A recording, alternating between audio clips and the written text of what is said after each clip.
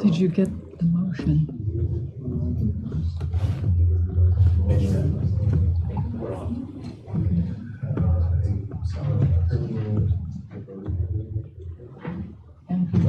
That's okay, thank you. Okay, we'll go ahead and get started. I call to order the meeting of the Manassas Park Governing Body for May 18th, 2021. And our statement, let's hope this is one of the last times we have to read this. Per the General Assembly's approval of the Governor's amendments to the biennial budget, the governing body may now meet electronically without a quorum actually assembled in a single location and without the in-person governing body members voting on the participation of those who are remoting in. The following benchmarks for the meeting this evening have been met. First, the governor has declared a state of emergency for the current COVID-19 pandemic in accordance with Code of Virginia. Second, the declared emergency makes it impractical or potentially unsafe for the governing body to assemble in a single location, and guidance from state and federal government support this determination. Therefore, the governing body will be meeting with various members participating electronically through GoToMeeting. Third, the meeting is to discuss or transact the business statutorily required or necessary to continue operations of the governing body. Fourth, the governing body will make available a recording or transcript of the meeting on its website in accordance with Code of Virginia. Fifth, notice has been and will continue to be provided to the public using available methods. Lastly, we have made and will continue to make arrangements for public access through electronic means, including the ability to comment. Those participating electronically are Councilmember Darrell Moore, Councilmember Hasib Javed, and Vice Mayor Banks. Those participating in person are Councilmember Yessi Amaya, Councilmember Alana Mensing, Councilmember Laura Hampton, and Mayor Jeanette Rischel. Okay, next we have approval of the agenda. Are there any changes or additions to the agenda? Okay, City Attorney, we closed session? No, ma'am. And he's indicating no. Okay, do we have a motion to approve? Moved. Second. All in favor? Aye. Aye. Opposed, abstained, motion carries. We have an agenda. Thank you. You know, during our moment of silence this evening, we ask that everyone please remember two members of the Manassas Park City family who have passed away. Mr. Carl Runyon, Crewman 1 in our Department of Public Works, and Mr. Samuel Wilson Jr., Department of Social Services. Please remember these folks and their families in your thoughts and prayers. DSS has requested that we read a poem into the public record honoring Mr. Wilson. The poem is titled, "Our Superhero Gained His Wings," in memory of Samuel Wilson Jr., and it is composed by Ms. LaCora Harris. My team lost a superhero. His light, his future, his promise shine brightest by far. He promised to blaze a trail. That's the memory in my head, and I see all the lives he touched. He did just what he said. He had so much joy about him and an infectious energy. I never thought of my superhero squad without you next to me. I see you in your element. To see you in your passion. Your love for your work was evident just watching you in action. I will choose to believe you knew we loved you, and there's nothing we wouldn't have done to assist you, our fellow man, in the obstacles you were trying to overcome. So I choose to see your departure as your decision to find peace and rest. I will choose to remember you joyful and laughing, doing what you did best. I will remember you sharp in mind and dress, articulate in advocacy, and though I don't know how yet, at least not right now, we will honor your legacy. Though we mourn the loss on this side, I'm sure the angels sing for the superhero and star who has gone on and gained his wings. Thank you. Please join us in a moment of silence. And Councilmember Amaya, will you lead us in the pledge? Yes.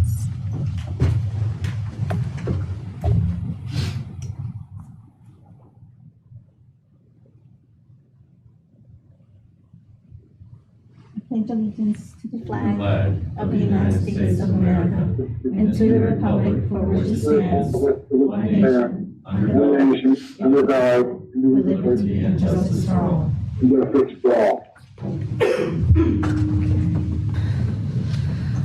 Okay, moving on to public comment time. Is there anyone signed up to make public comment? Is there anyone who is not signed up but who would still like to make public comment? Okay, we have an email that has come in from Ms. Brittany Lacey, who would like to have it read into the public record. She writes, "First, I'd like to thank Laszlo and the crew that took time to look at some houses a couple weeks ago that have been the talk of the town lately. I am the neighbor of the Alpine House, and I'm wondering what the next steps are. I know a lot of mention was about the yard cleanup. That is a good start. The poison ivy wraps up the side of the house across the yard and comes over to our driveway. It's impossible for us to fence in our backyard with how dangerous that yard is to be in, and overgrowth of trees and roots. We have 3 kids and a dog. One child has been hospitalized for severe reaction to poison ivy. Our dog was scratched and bit in the face by something, which required treatment at the vet, and he's also been sprayed by a skunk. I get that a yard cleanup would be great, but what about the actual structure of the house? That's where the animals are. The structure of the house is falling apart. There's a huge gaping hole in the back of the house where we see raccoons and squirrels going in and out of the house. The snakes and lizards are making homes in the jungle yard. There are actual pieces of insulation being drug out by the animals and left in the backyard. The moldy siding is falling off. The window has already fallen out. A beam to the structure of the house is missing. What steps are being done to address this? Is the yard cleanup only because that's an actual sore to the city's eyes, but ignore the back where the dangers are to the actual members of your city that do not leave the house abandoned for years? I'd like to be able to fence in my yard to protect my kids and animals. I'd like to be able to have my children outside and not worry about insulation accidentally being picked up by my 2-year-old. We have these issues. They've been ignored so long. This isn't a couple months of missed code violation, this is years. The taxes and rates are ridiculous, but the amount of ignored code violations could accumulate more funds for the city. Thank you, Ms. Lacey. Okay, moving on to number 4, which is information item, 4th of July. We have no recognitions under 4, but 5 is fireworks event. Fireworks event? Fire. Okay, yeah. Go ahead. Okay. I was thinking fire department for some reason. Okay. Sorry, that's my fault. Good evening, Mayor, Vice Mayor, members of the governing body. Thanks for your time. Tonight, we just want to bring an information item to you all about this year's July 4th event. I'll kind of touch on some of the general conditions that kind of led us to where we are today. And then I'll turn it over to our event fleet planner, Caitlin, to touch on the specifics. So as you know, every year the city hosts a July 4th celebration. It's a pretty big event, one of our more popular events, drawing thousands of people.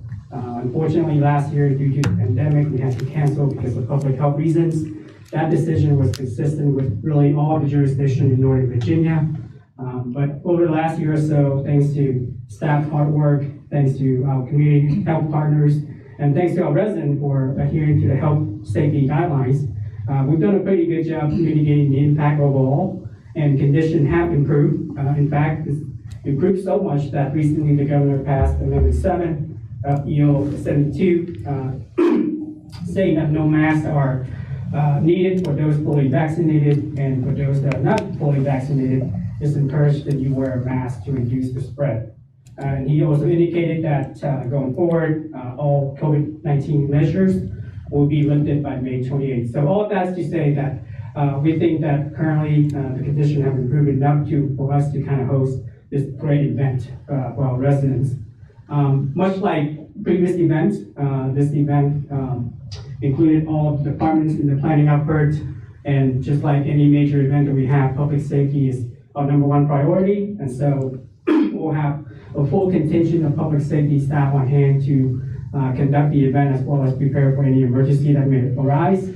We'll have a unified command post at the fire department as well as the tactical command post on site.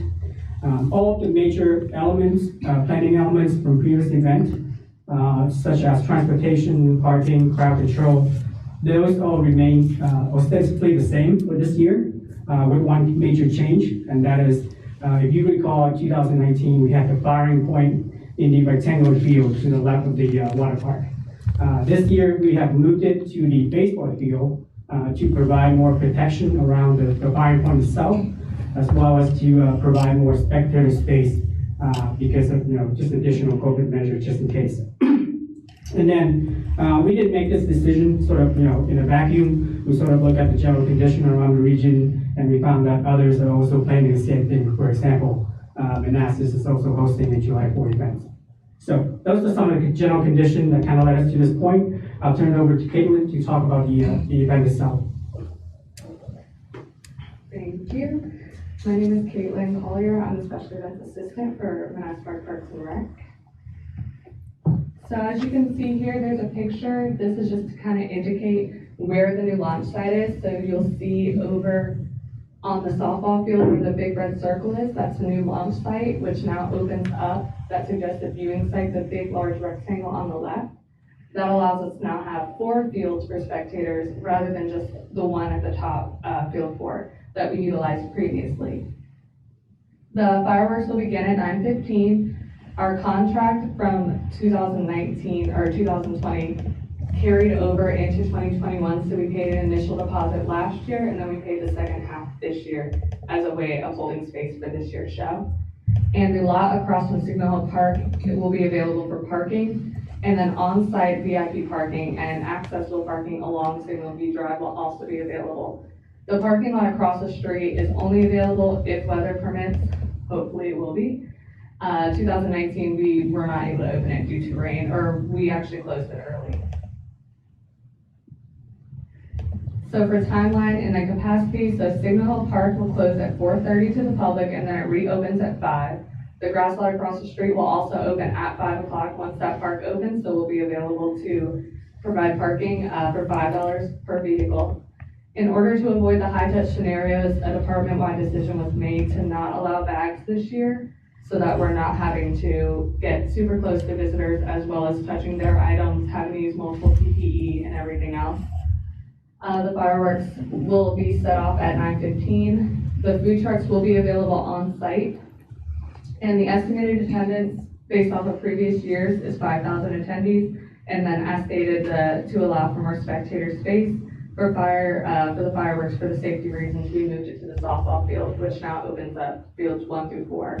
Versus just having 4 available.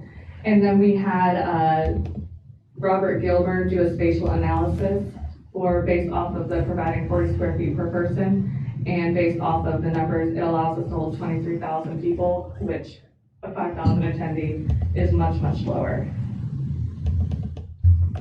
So this is just our timeline for the day. So you'll see Parks and Recreation timeline, a Public Works timeline, Fire Department, and Police Department. So as you can see, Public Works they start about 5 a.m. getting flags up along Manassas Drive, placing cones, getting trash cans put together, light towers. They help Parks and Recreation put up the light towers, get them in the right place. And the Fire Department spends most of their time meeting directly with the fireworks people and making sure everything is set and good to go with that. And then Police is big on traffic control, making sure everything is good there, and lane closures as well. And then this is what our residents should know. Restrictions at the time will be in line with CDC guidance. Right now, we encourage those not fully vaccinated to wear masks. Those that are vaccinated are not required to. No bags are permitted. Shuttles will be available at the VRE lot, so we partner with the schools to do that, they provide us with shuttles, and they'll take the guests from the Veery lot up to Manassas Drive and Andrew Drive. Paid parking will be available in that grass parking lot as well as along Signal View Drive. And then to expect the traffic delays due to the lane closures, the food trucks will be available on site, and then there will be the 4 dedicated viewing fields. So this is our marketing plan, essentially the steps that we'll be taking next. So we already released a bit of a teaser in the summer camps, that directory that we just released. We'll do the Facebook event, hopefully tomorrow or the next day, and then the Costello Park banner, so that'll be placed up along Old Centerville Road. The email newsletter, school flyers, website event, the website slider. We'll place flyers at the front desk just to really get out this information as soon as possible so that people can be prepared and know what to expect. We'll do the partner event calendars with Prince William Living, local, Chamber of Commerce, all of those that we partner with on a regular basis. We'll do Facebook boosts and then the variable message boards as well, letting people know about the traffic delays and what else to expect. And then we can take questions. Okay, thank you, Caitlin. That was very good. Okay, let's start with questions. Councilmember Hampton. Hi. So my first question is about the cost. I know that when we put the questions in about the budget, I was told it's $25,000, but we were still waiting for, that was just Parks and Recreation. We're still waiting for fire department, police, and elsewhere. Do we have an updated number? Yeah, I provided that in the second update. I must have missed it. Hold on 1 second. While he's looking, I'll go on to the next one. Do you know how, of the people that have attended in the past, approximately how many were city residents versus non-city residents? I would guesstimate that I would say at least probably 75% are city residents. Majority of people do walk, or the ones that are driving tend to be from this side of the city versus over at Bloom's, but everybody over on that side walks, and that's a major part of the people that come. Okay. And then we talked about the turnout. So the other question is, what makes our 4th of July different from the surrounding ones like Manassas City, City of Fairfax, Town of Vienna?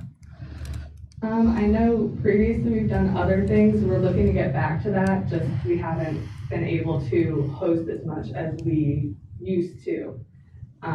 So right now we just do the spectator viewing and then food trucks, and I think being able to walk to it as far as Manassas Park residents is something that is hill deep into residents here, like they enjoy it, and being able to walk to it and having been to it for so many years, that would be something that I would say would differentiate.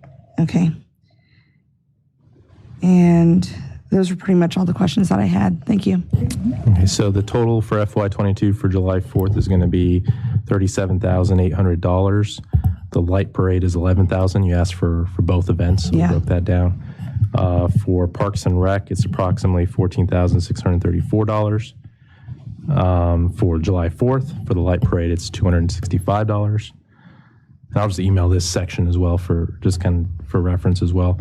For the fire department, July 4th, with the 3% raise anticipated in the current budget, it's between $3,200 and $3,500 dollars. And then for the light parade, $1,280 to $2,000.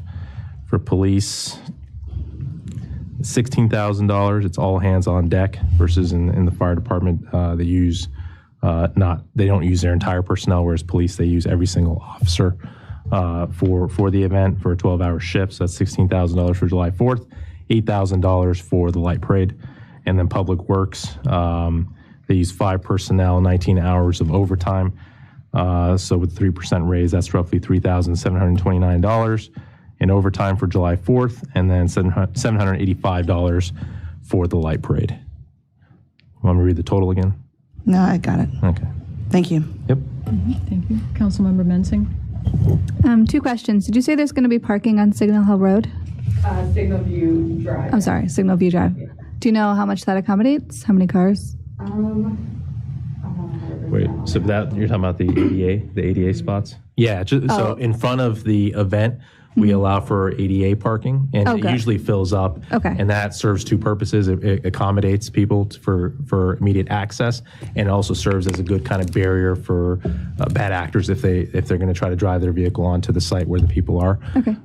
So I don't know how many cars we fit there, but it definitely got full last time we did with ADA requirements. Okay, good. Thank you. But the field across will be open for the public. Do you know how many cars fit there? I would guesstimate probably at least 340 Okay. cars. Yeah. I'm sorry. 300 to 400 cars on the lot. Thank there, you. yeah. And then if we have overflow, it's in the VRE lot, and then the school buses shuttle people. Yeah, thanks. Is there a cost for the shuttle? No, the shuttle is completely free. Okay. That's all. Thank you. Councilmember Amaya? Yeah, I have questions regarding the food trucks. What's the fee for them to participate? Right now, it's $75 for Okay. the food trucks that participate.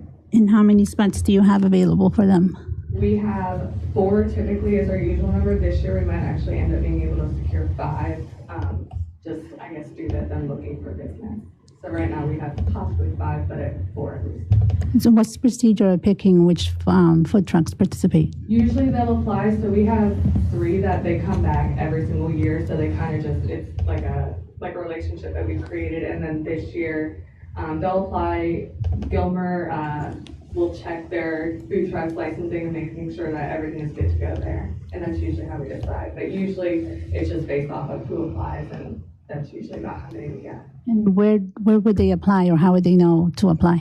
So they will get in contact with Amelia Powell, who's the supervisor at the community center, and then she'll send them contact information and everything like that. But it'll be on the website as well, as far as if they're interested in becoming a food truck, and then how to apply. Okay, thank you. That's it. Okay. Councilmember Moore, questions, comments? Yeah, just excited that we're bringing back this 4th of July celebration. Will Park. I have no formal question. Thank you. Okay. That was exciting. Yeah, thank you. Councilmember Javed? I do not have any questions. Okay, thank you. Sir. Thank you. Thanks for the presentation. Vice Mayor Banks? Hi, I'm glad we're having the 4th of July and it's back. My question is, there's always after the fireworks show, like the neighborhood fireworks show. So how late can residents or can citizens let off their fireworks on the 4th of July?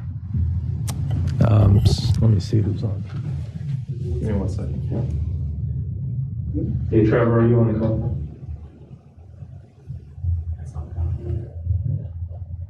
Is that in code? That would be a Dean question, maybe.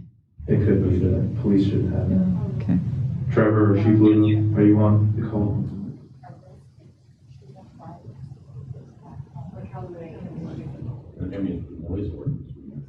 Yeah. So we'll get back to you. Can you hear me? Who was that? Trevor, is that you? Yes, sir. Can you hear me? Yes, we can hear you now. Did you hear the question? Yes, regarding the fireworks, it would have to meet code, which is anything coming off the ground. I believe it's, off memory, I believe it's 12 feet. Anything higher would be illegal, and then the noise ordinance would apply for hours. Thank you. Follow-up, Preston? Just to comment, last year we didn't have the 4th of July, and I just want to thank the citizens in each neighborhood in our community for putting on a great neighborhood fireworks show in their parts of the city. It was nice to see that although we couldn't put it on last year, we still had a 4th of July. So I look forward to this year. Okay, thank you, Vice Mayor Banks. Thank you very much, Caitlin. Thank you. Yeah, it's exciting. I think it's a popular event. Yeah, thank you. Yeah, much appreciated.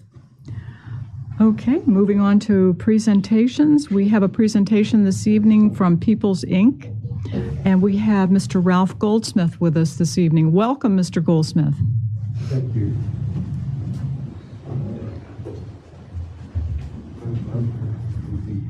Oh, sure. Okay, great. So, Mayor, Rochelle, Vice Mayor Banks, members of council, thank you for time on your agenda this evening. For those in the room, I have distributed copies of People Incorporated's most recent annual report. Laszlo has copies for the people who are the council members and vice mayor who are not in physical attendance this evening. The annual report shows for us a record level of budget revenue and expenses, about $25 million, economic impact of $108 million, a return of about $1.35 for every dollar that we spend, and services to approximately 11,000 people. This has been a strange year. It's been a strange year for everyone.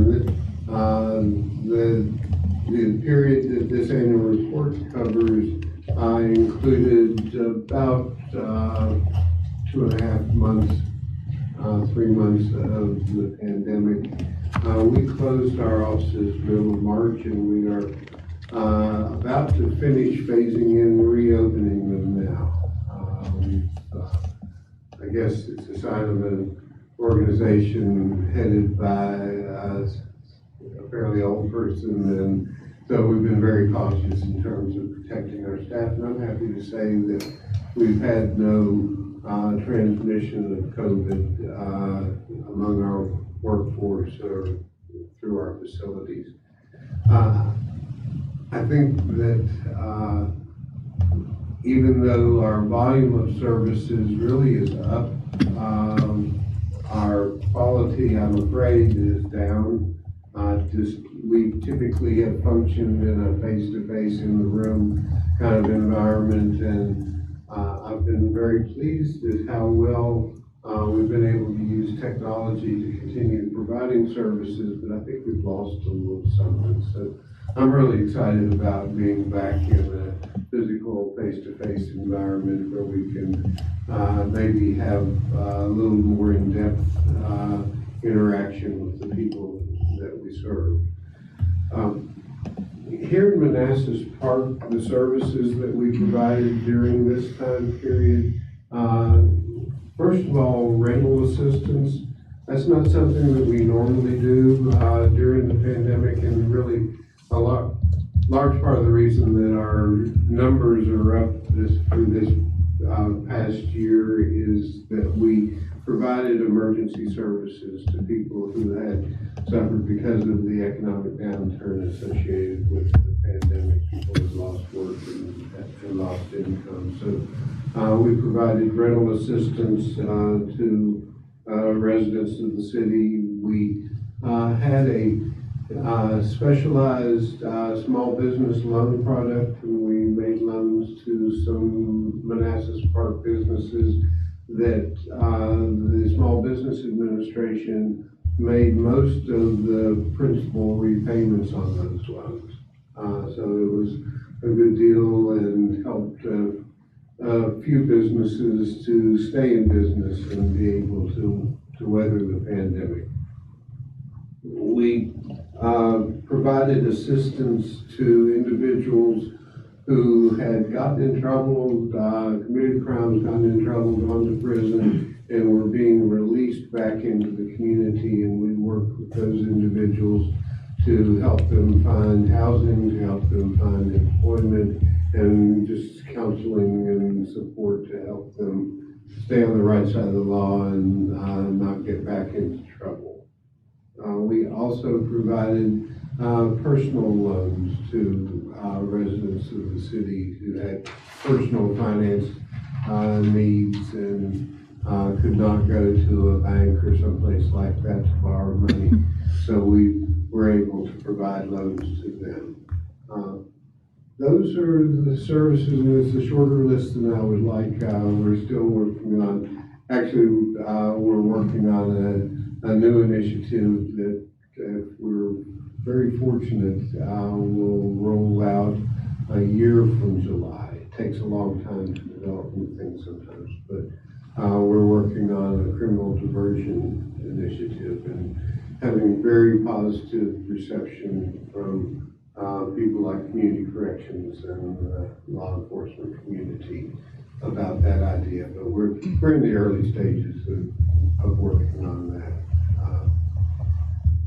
I want to thank you for your appointment of Randy Knights to our board of directors. Randy's I'm sure, a great asset to the city, and we appreciate you sharing her with us. She's an excellent board member. She's engaged, she attends meetings, she contributes, and is just a really great member of our board, and so we appreciate that a lot. Thank you. Thank you. That's pretty much what I have. I'd be happy to answer any questions that anyone might have or respond to any comments or concerns. Sure, absolutely. Thank you so much. We appreciate the good work that you do for the community and People Inc. does for the community, and we appreciate that you come every year to give us an annual report. Thank you for that.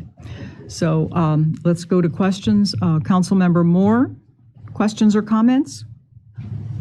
I have no questions. Thank you for the presentation. Very informative. Thank you very much. Thank you. Councilmember Javed.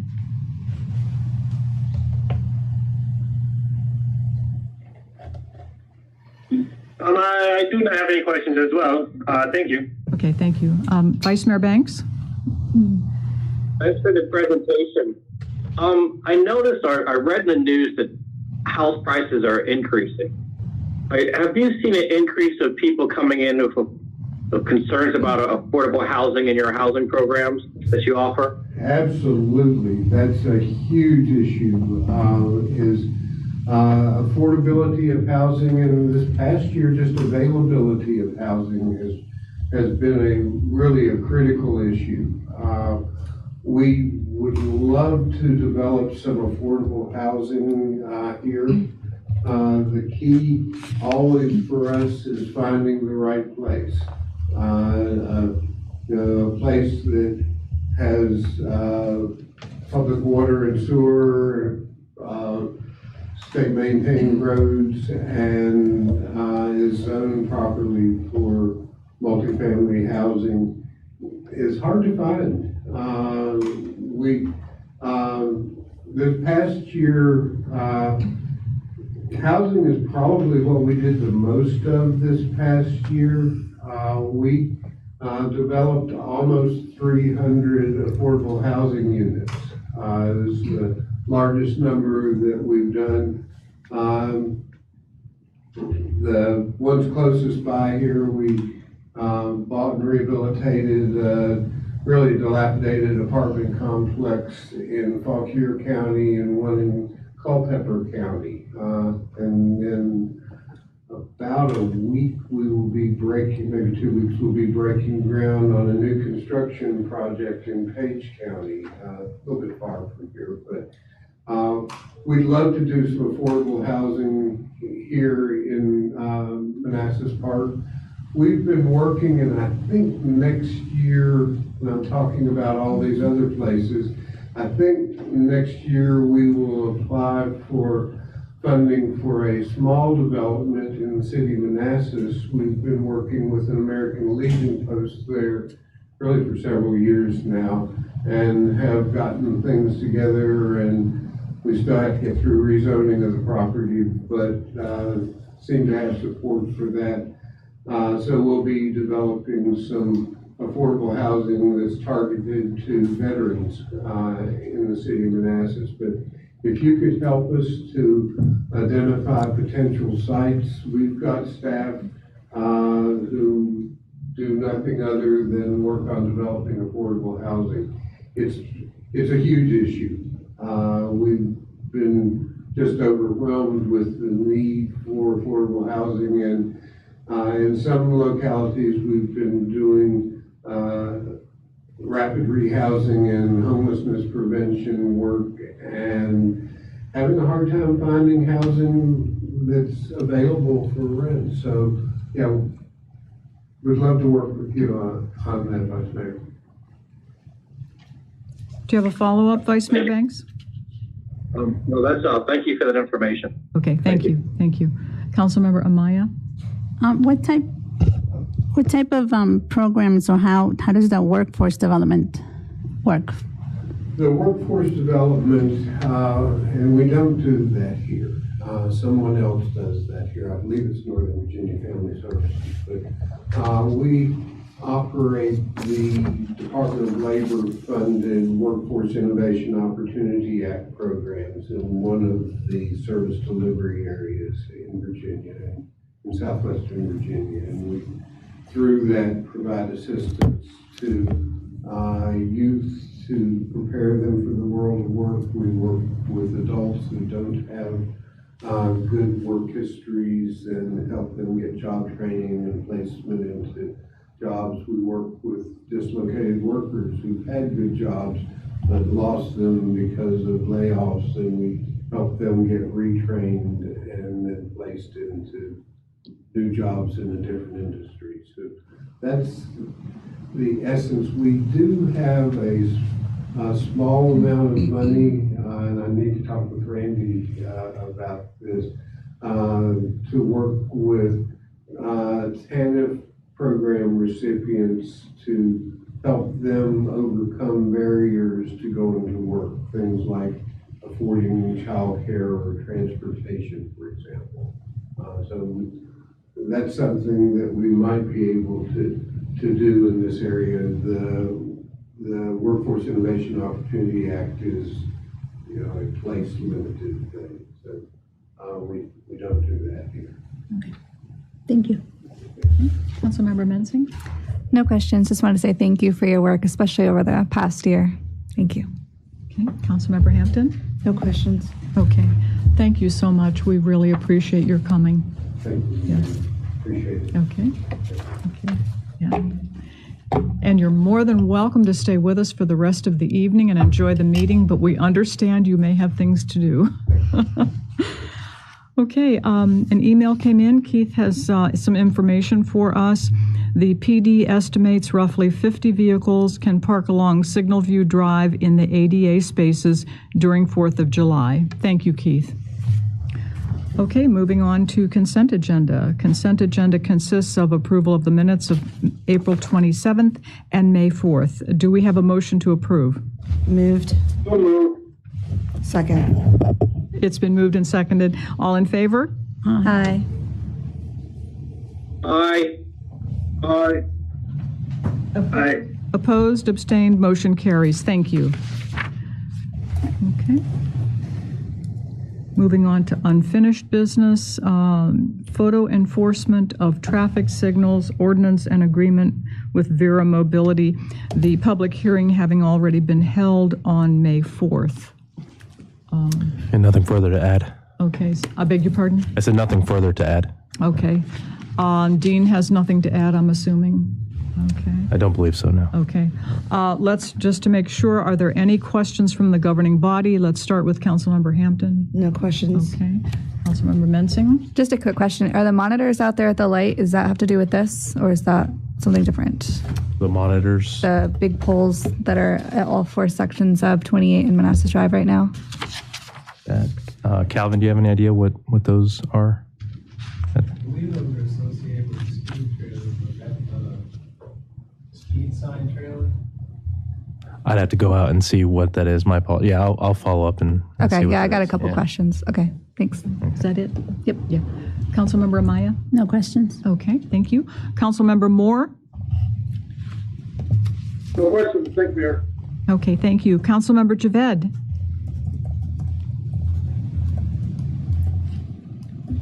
Yeah, I have a couple questions.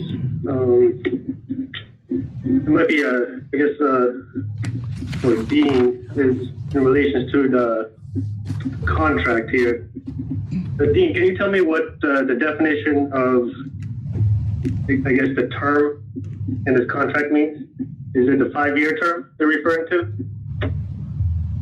I'm sorry, you're talking about, I gotta pull it up if you don't mind, see exactly, where are you talking about? Is this a specific reference? We can't hear you. You're I muted. think you're muted. Oh, sorry. Yeah, let me pull it up. It's the professional service agreement that was attached to the agenda.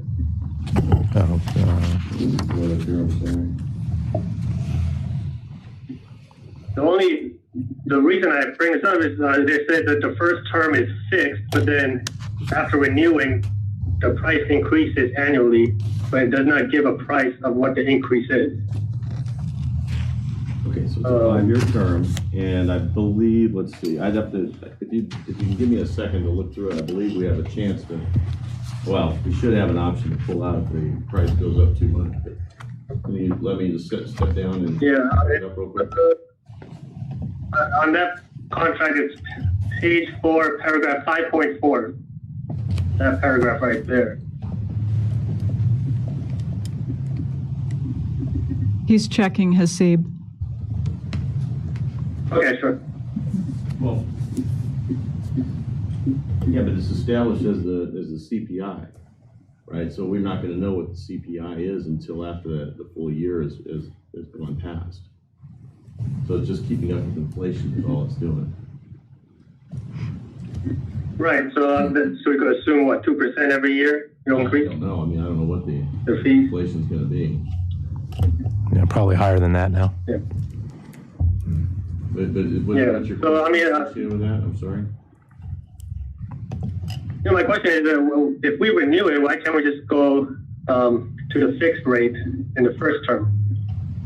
Well, so this is a 5-year term, and they're already spelling out what it'll be, and so basically they're just covering for any future inflation. I mean, you can do a contract where they would come back annually, and we could then back out, but then they wouldn't recover their upfront costs. So they have to make an investment here. So they need to have, I'm guessing they need to have a 5-year term to recover their costs, and they don't want to be losing money because of inflation. So they're building this escalator into this, which is not uncommon. Well, it's not uncommon, but when I read this, it says the first term, the 5-year term is fixed. But then when we renew another 5-year term, each year is increased annually within that 5-year term. Okay. If you renew it, then they'll build in the escalation, but it seems like they're building escalation annually. And in the first term, it's not built in at all. So I was just curious on. Well, we're writing a contract, so we didn't really have a chance to negotiate this. This is just something that we're given, and it's substantially the same as the previous one that was approved in December, so we didn't really focus on that too much. If you want us to go back and focus on that, we can. I mean, that's up to Madam Mayor and the governing body, but I mean, I was just curious why the first term is fixed and then it's annually increased with the CPI. I couldn't tell you why. But maybe because 5 years out, they're pretty far down the road, and they want to make sure that if inflation gets out of control, they're not going to be losing money. I don't know. This allows for the contract to continue if inflation does. I mean, otherwise we'd have to terminate it and renegotiate at that time. So this has kind of a built-in escalator, so we can continue the contract. Are most linked to the CPI? Is that customary? It's not uncommon to do that. Okay. You know, for these kind of things that are just the same services over and over again. Mm-hmm. Sometimes what they'll do is they'll have an escalator in there that says that whatever their current rates are at that time are going to be enforced for the next term. Okay. Usually when you do something like that, you'll have the ability to terminate the contract. They'll give you enough notice and you can terminate within 30 days of that. This one here is just, it's just 5 years down the road. They decided they wanted to have the CPI back into it. Okay. But I can't tell you why they did that other than just speculation. Councilmember Javed, we'll take the pulse of the governing body because the decision will depend on whether or not we vote on this tonight. So we'll go person by person and see if everyone's comfortable with the CPI. Councilmember Moore, are you comfortable? Yes, I'm comfortable with CPI. Okay. Vice Mayor Banks? After 5 years, is that correct? Right. I couldn't hear the question. He said after 5 years. Okay. CPI kicks in. That's correct. Okay. Yes. Thank you. Okay, thank you. Vice Mayor Banks, are you comfortable? I am, as Dean explained, I mean, this is kind of, we're writing this contract, so we don't have much flexibility in terms of the terms of it and this escalator, and that's a good point and good observation, Councilmember Javed, but I'm comfortable with it. Okay, thank you. Councilmember Hampton? I'm comfortable with it. Thank you. Councilmember Mensing? Yep, I'm comfortable with it. Okay. Councilmember Amaya? Yes, I'm comfortable. And I think it says that we can terminate it if we give 120-day notice, right? So, Yeah. yeah. Yeah, and likewise, I'm comfortable. So do you have any more questions, Councilmember Javed? Yeah, I have another question in regards to the equipment. My understanding is that I thought Vera Mobility provided the equipment, but in the contract it says that we're paying for it. Is that an accurate statement? Yeah, we're paying for the equipment and the services. They're providing them, but we're paying for them, yeah. It's built into the price structure. Oh, is this like a lease program that we're leasing the equipment from them, or do we have complete ownership? Is it a lump sum? I think it's gonna have to be like a lease. I don't think we can get the ownership at the end of it. It's just the purpose of this is to stop speeders. And so they've invested this, they've built a price structure that allows them to recoup that cost. They've agreed to not charge us beyond what we actually collect, however. So, I mean, it's not really a cost to the city at the end of the day. It basically it's an offset. So we're getting. Well, I think there's two different fee structure. There's I guess a monthly payment plan with the equipment, and then there's another Vera Mobility fee structure, right? So the deferred payment plan, what they're referring to is on the Vera Mobility fee structure, not the equipment fees.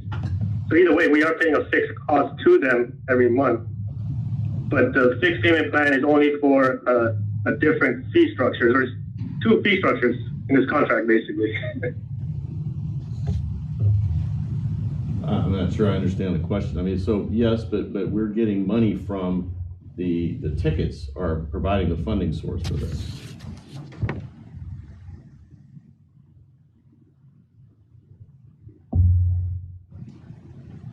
Right, the tickets will pay for it. My question is basically saying that the flexible payment plan that is in the contract is only in reference to the monthly payment plan, not the lease payment.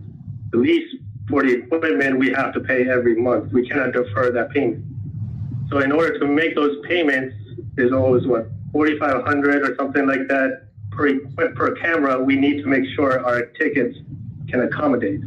If not, then the city need to make up the difference. So Trevor, is that accurate? I know you're on the call. I know you negotiated this with them. No, sir. My understanding was that the prices charged by Vera for the equipment and services was all under the deferred payment plan. So this is like the school bus program where they don't charge us. They essentially take it out of the fees. So we haven't been charged by the school bus camera. So this is the same kind of program. Now, Steve, if there's some specific section of this contract you're referring to, please let me know and I'll look at it. But my understanding was what Trevor just said as well. I haven't seen anything to the contrary in this. Do you have section? I mean, do you have a specific section of the agreement that you're referring to? Yeah, paragraph 5.5, last paragraph. And it gives you an example of the fee structure.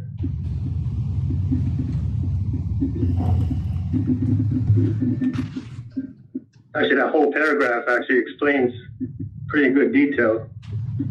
Yeah, but then what they do is they write it off though. So again, I mean, that's a long paragraph and I didn't just read the whole thing, but I reviewed this before and my understanding is they basically, if we get insufficient revenue coming in, they keep deferring it And at the end of the period, they just write off whatever the city was not able to cover with the fines. So I haven't looked at the language, but that's the intent of it, is that it just keeps on carrying forward, and at the end of the term, it just is written off. Yeah. So we're never on the hook for any money. It's the deficit that carries over until the end, and Right. then it's written off. Right. It's the last sentence. The customer is not responsible for any previously deferred balance remaining at the end of the term of the agreement. Right, so I think your reading it is correct, but there's that catch-all phrase at the end. It says if after the 5-year term. Yeah, we have I know yeah. that. But how much is the equipment we're paying? I don't know. It's separate. The equipment is separate than the Vera Mobility deferment plan. So that's a fixed cost. That needs to be paid every month. Well, I have to sit down and look at the contract. If you let me do that, I'll take a look real quick. Where's the paragraph where? Yeah. Yes. Sir, just to let you know, Vera Mobility contacted me while we were speaking, and she's confirming that there's a monthly fee for both the speed and the red light. That's for the equipment and everything, which is on the deferred payment plan. Right, so there's no cost to the city that's not on the deferred payment plan. That is correct. Okay. Thank you, That's Trevor. what I understood the agreement to say. Yeah. Thank you.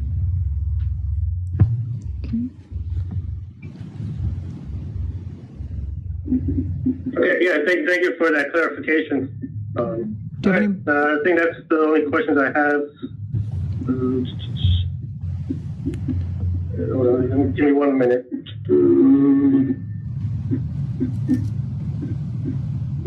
Yeah, that's it. That's it? Okay, thank you. And just to follow up, paragraph 8, it says Vera Mobility will retain ownership of the camera system. So that's just to answer the previous question. And then the current system on the 28 intersection, we're looking into what that is, but it has nothing to do with Vera Mobility. Okay, So. thanks. Okay, thank you. Okay, there will be 2 motions for this particular item. The first motion is that the governing body adopt an ordinance to provide for the use of photo monitoring systems to enforce traffic light signals as presented. Do we have a motion? Moved. Do you have a second? Second. All in favor? Aye. Aye. Opposed? Abstained? Motion carries. The second... One no. Okay, oh, sorry, Councilmember Javed is a no. Thank you.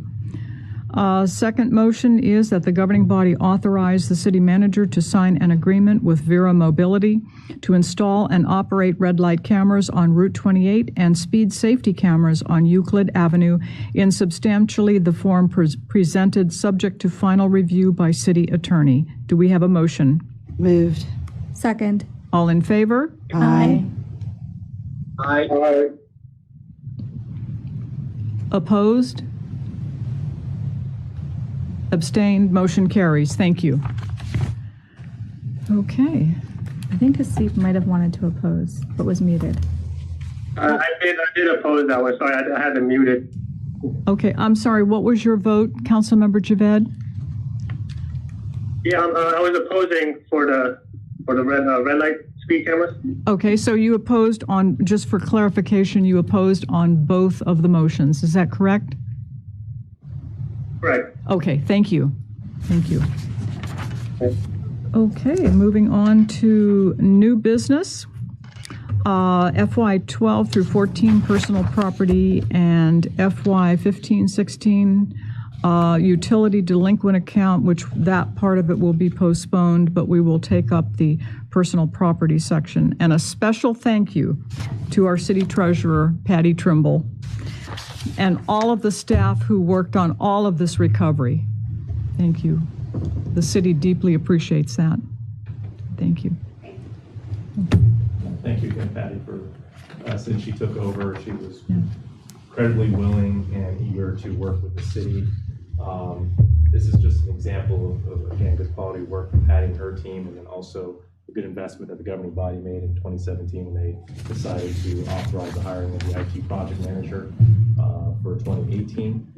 That position, along with the finance team, along with the treasurer, we're able to clean up a lot of things that allowed Patty to aggressively pursue collections, to transfer over files to TACS, our collection company. So I just wanted to provide that background in the memo that you saw here about as a rehash of what we talked about in 2017, where we were headed, and then kind of how we've turned that around ever since. And I was just looking at the budget numbers again for the current fiscal year, and things are looking even better in terms of delinquent collection. So thank you again, Patty, for everyone on the team. And again, that's just another example that IT project manager position more than paid for itself and kind of helping us get to this point. There's other examples, I think, where that has been the case.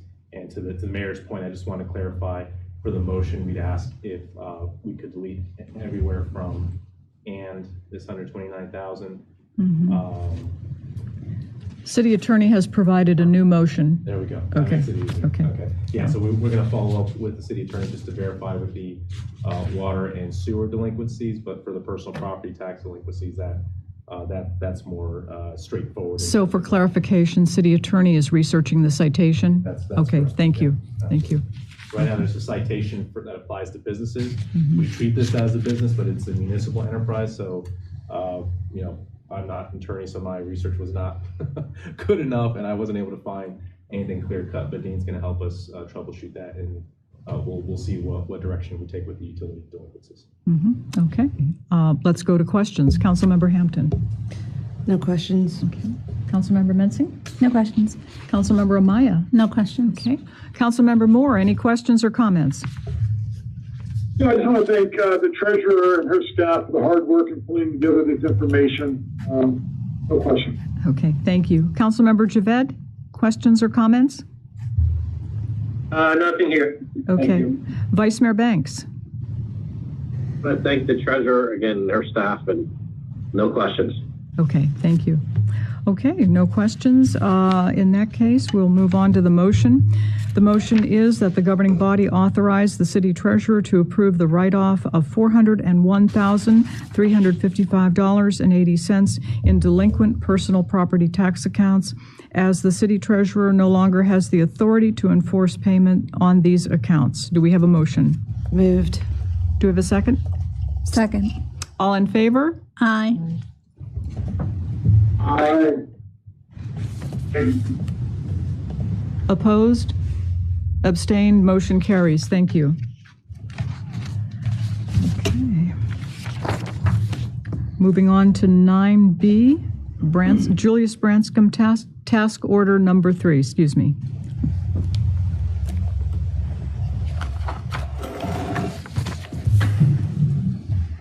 Good evening, Mayor Rochelle, Vice Mayor, members of council, citizens, staff, and guests, and Calvin Odell, the Director of Community Development.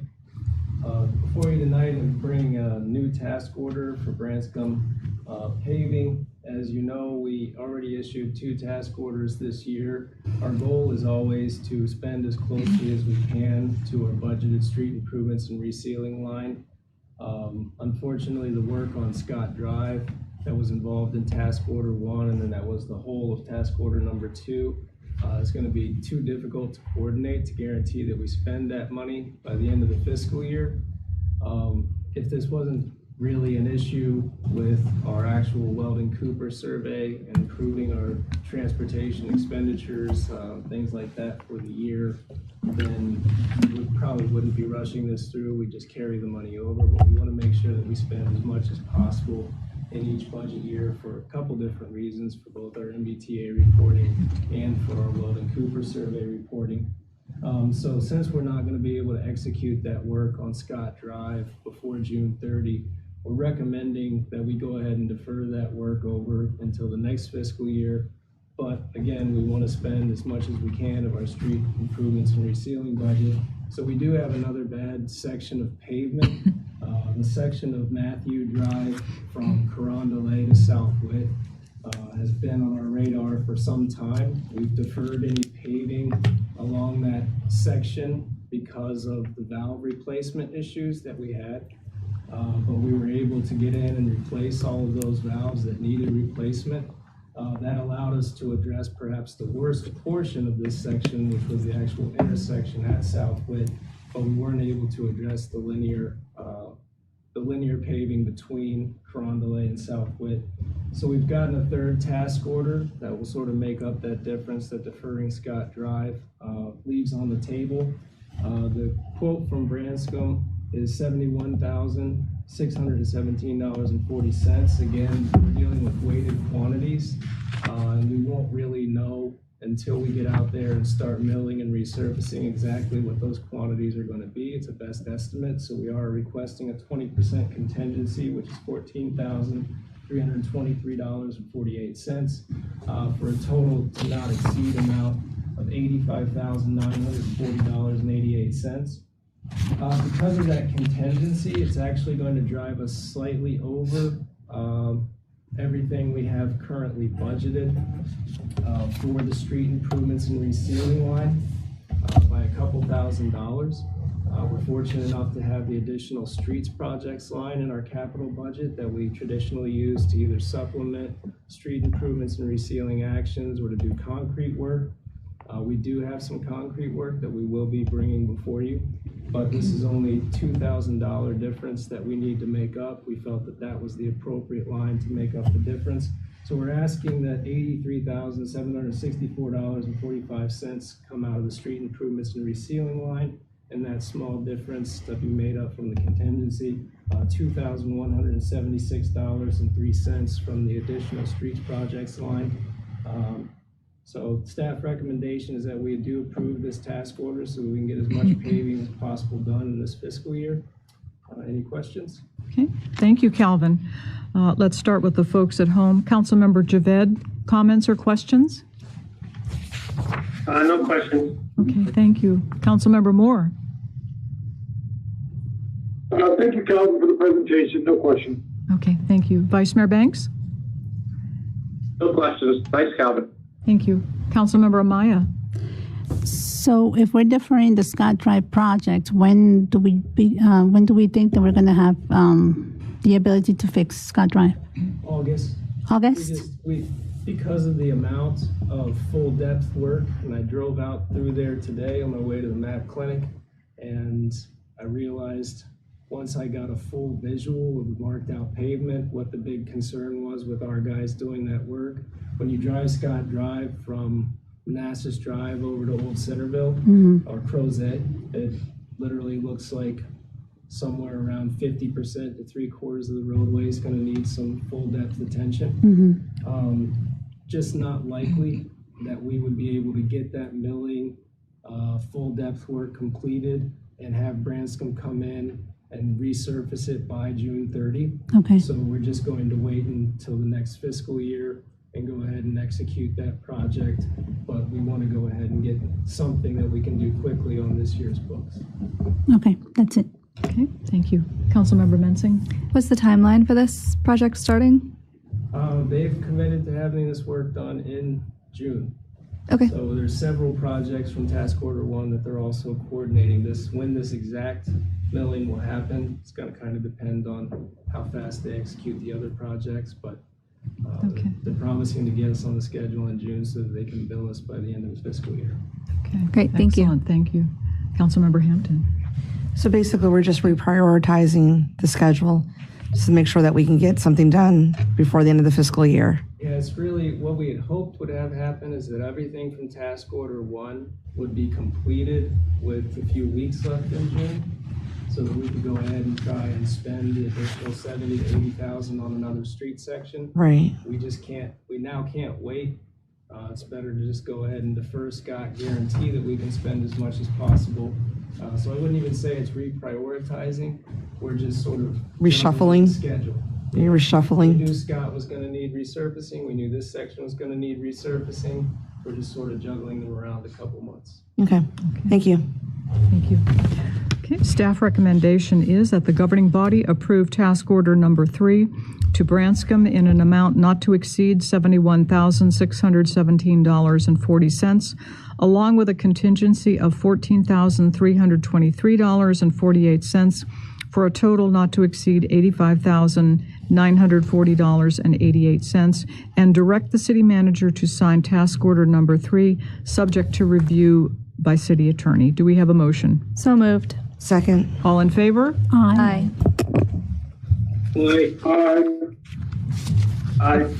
Opposed, abstained, motion carries. Thank you. Okay.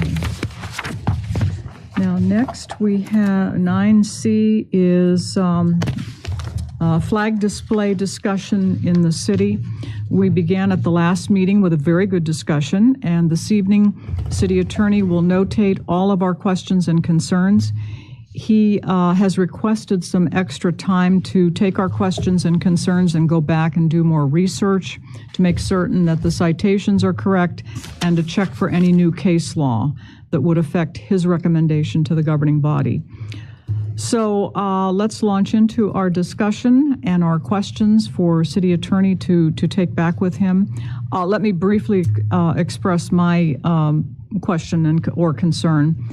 My personal opinion is that if the governing body decides to move forward with more flag display, I think we need a policy in place to make for making any decisions. I think process is important. How we get from A to B.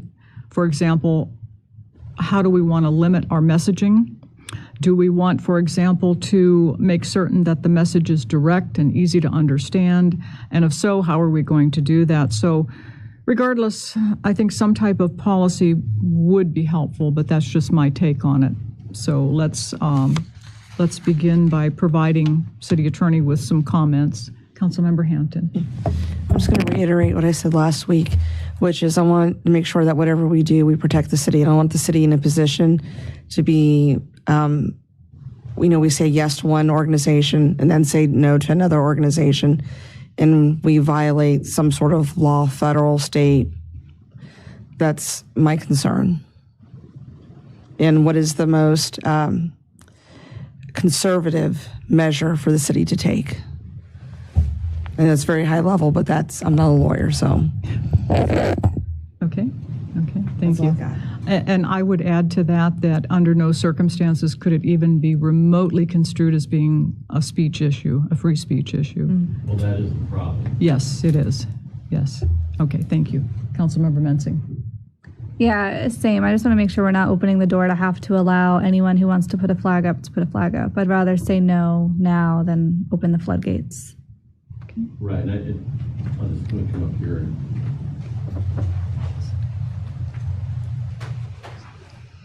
Sorry, so the city's position has been in the past the most conservative, which is that we do not create a public forum. Because when you create a public forum, you can no longer regulate the content. Okay, so once we allow one organization to use city property as a public forum, we can't tell another not to do that based on the content of the message. Okay, now we can have time, place, and manner restrictions on speech. Okay, that means we can say, no, you can't do it at 3 in the morning in the middle of the neighborhood with a bullhorn. Okay, that's a reasonable concept, but we cannot restrict it entirely. So once we allow an organization to start placing flags on city property, then we really have to allow every organization to do it, especially if we do not have a policy like the mayor says that is very clearly not based upon content. Okay, so say size, so say we allow these and these banners. Well, we want to make sure we don't have somebody coming and draping a 15-foot flag from our poles, or causing a problem with vehicular traffic. I mean, there's reasonable regulations that you can impose that are not related to the message, but once you start getting into content prohibitions, then that's where you get into trouble with the First Amendment. So it has to be a content neutral regulation, and that's the problem, because you have an organization that you support and you allow them to use city property as a means to get that message out. What happens when you get an organization that doesn't have a good message, this divisive message, but it's still protected by the First Amendment? Now we've just created a problem for our community. So we have in the past tended to err on the side of caution where we do not allow that. Now, I think the city manager has made it clear that if you as a governing body decide that you support a particular issue and you take the initiative to put flags up, to buy flags, or ask for flags to be donated to the city for that cause, as long as you control the message, okay, it's your message you're getting out. It's not an issue associated with restricting a third party's free speech. Does that make any sense? Yes. Okay, and I know that I wasn't here last Tuesday, and so I understand there was a pretty lively discussion about this. And I apologize, but before we implement a policy, if you guys want to get in the habit or get in the position of allowing organizations to use city property, I really want to be able to do much more thorough research to make sure we're not getting into a big mess. If that's what you want to do as a governing body, then I think that we need to have something in writing, an opinion from me that you have to fall back on, and you also have a policy in place that limits the ability of any organization to come in and just tell you what they're going to do.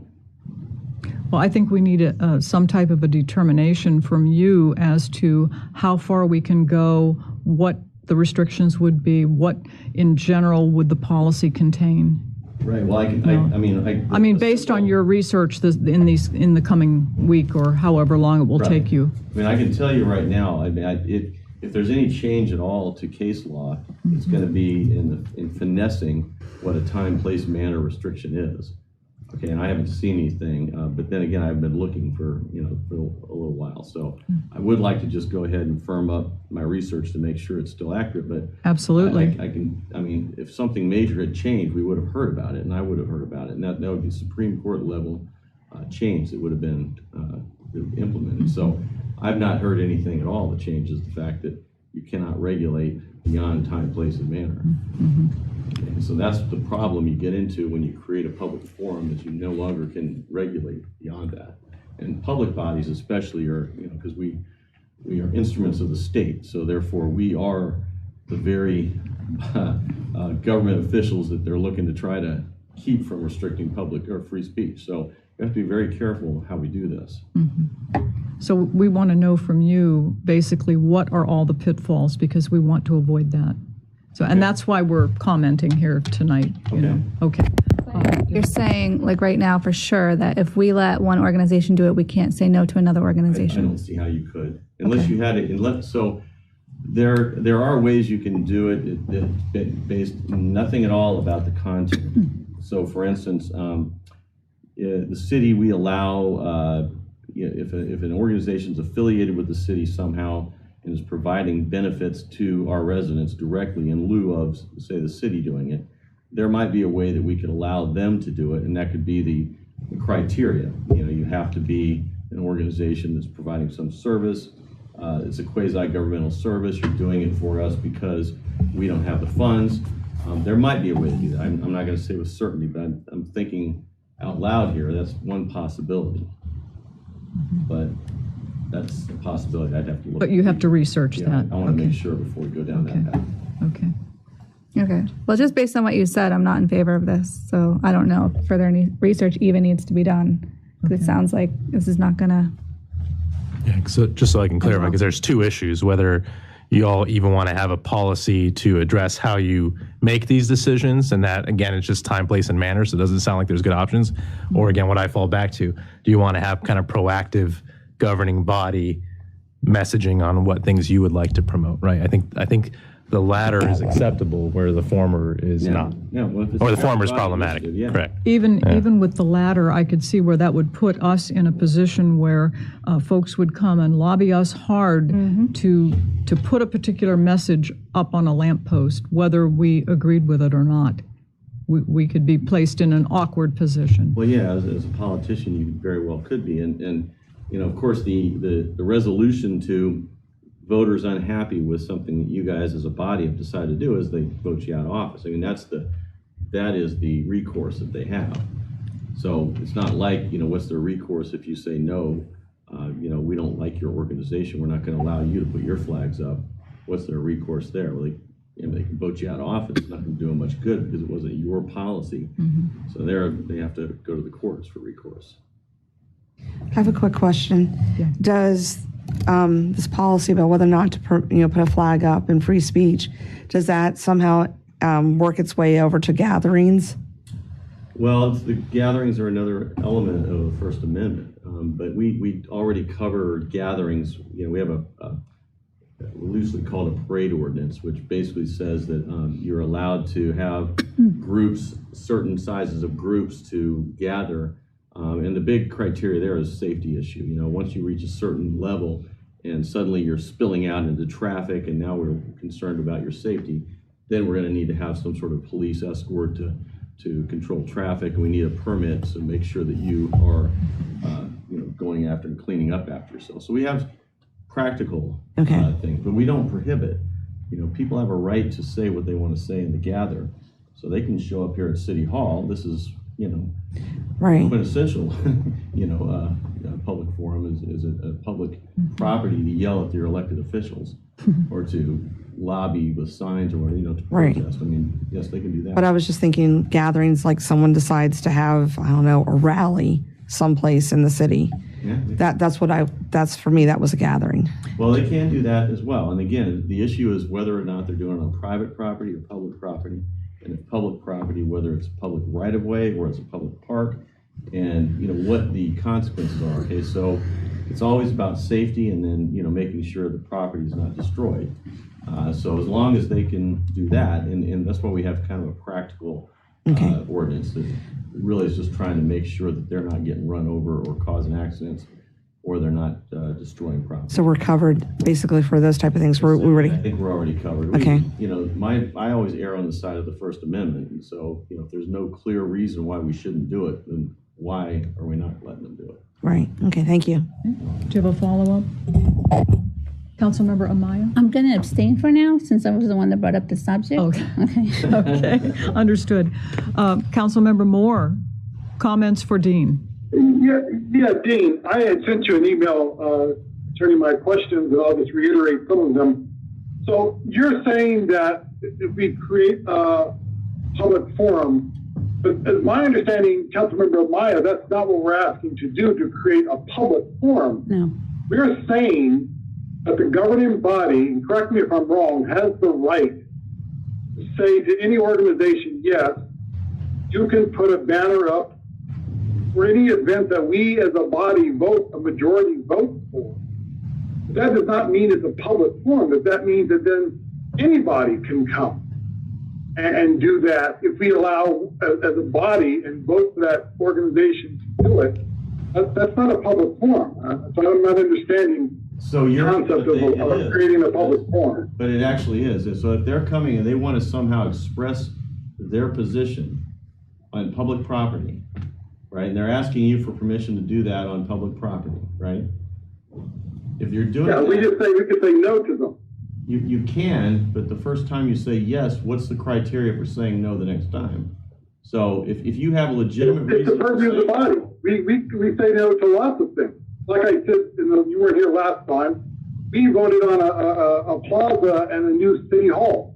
There are people in our community who don't support that. But we as elected officials, wait a minute, we as elected officials decided that was beneficial for the city. That's not a constitutional right. Efficacious, so we supported it. But that. So you might have people who come to us and say, you want this organization or that organization, but as an elected body, we could say no to them.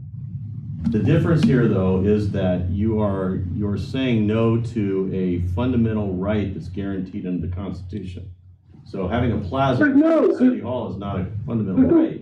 There's no guarantee to hang flags on Manassas Park City Pole. No, they're not. We give them that authority. But once you allow someone to do it and you don't have it's not a matter of hanging flags, it's a matter of the message that's out there. So flags are a form of free speech.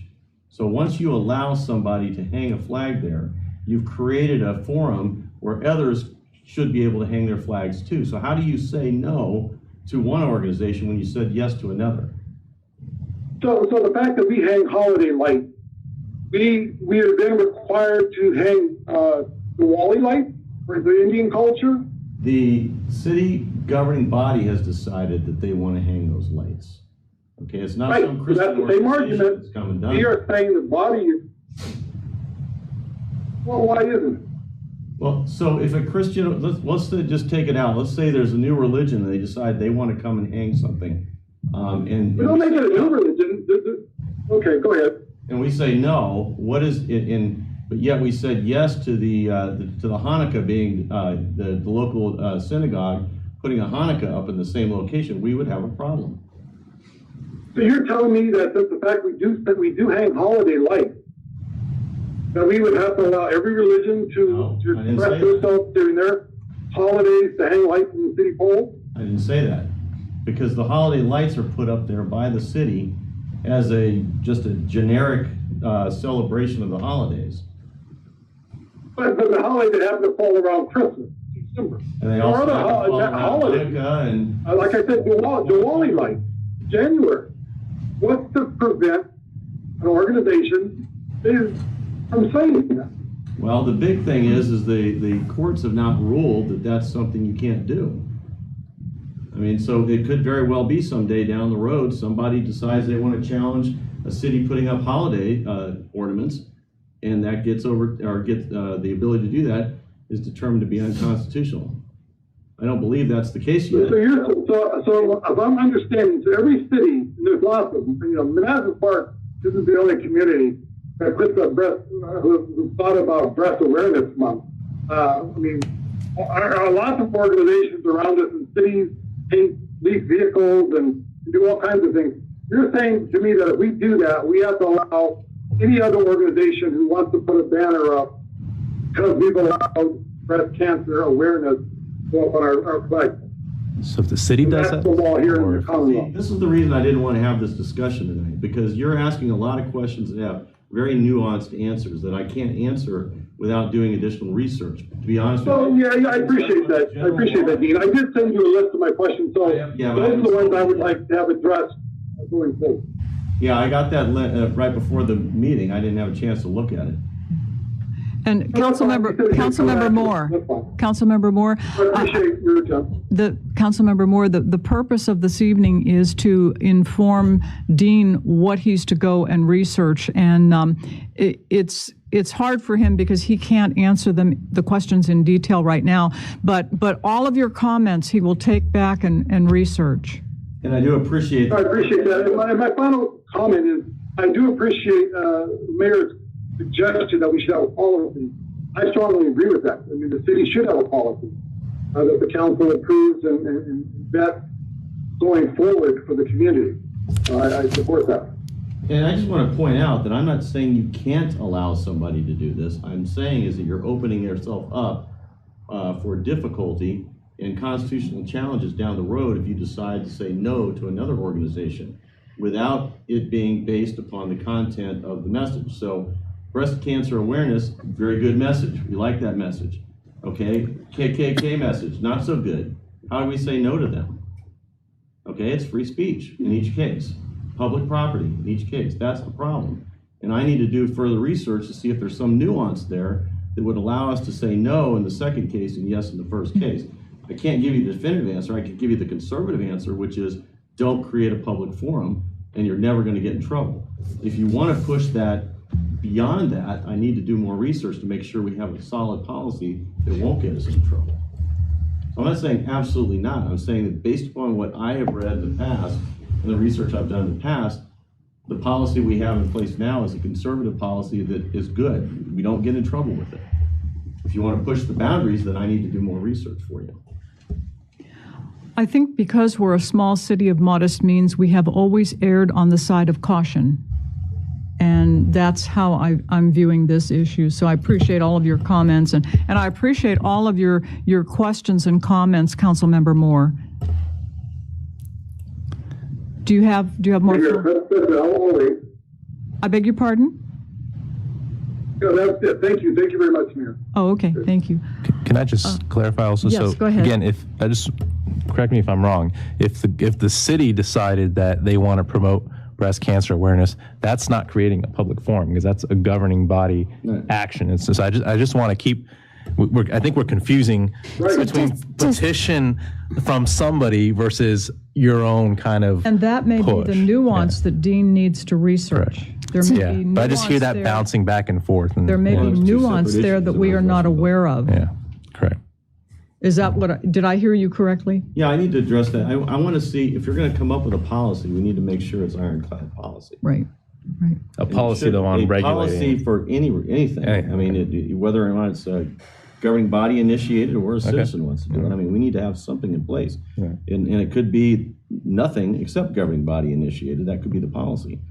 How many times have we had this type of request? We haven't had, this type of request, specifically the flags, I don't think we've had it for a while. Okay. I don't remember within the last 10 years. We have had requests from an organization to paint the city streets Okay. before, and we had to say no for that very reason. That while that was an organization that was supported by the majority of the governing body, you never know who the next one's going to be, and you do create a public forum there. Okay.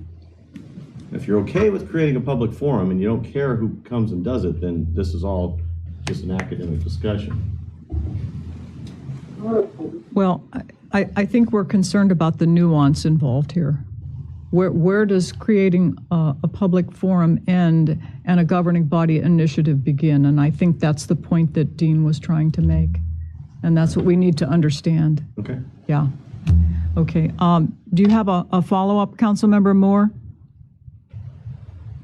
Not at this time. Thank you, Mayor. Okay, thank you. Councilmember Javed, comments, questions? Well, more comments because Dean can't really answer them adequately tonight. Right. I mean, the simple policy would be no discrimination, no racism. You know, we're not going to promote hatred on the city, right?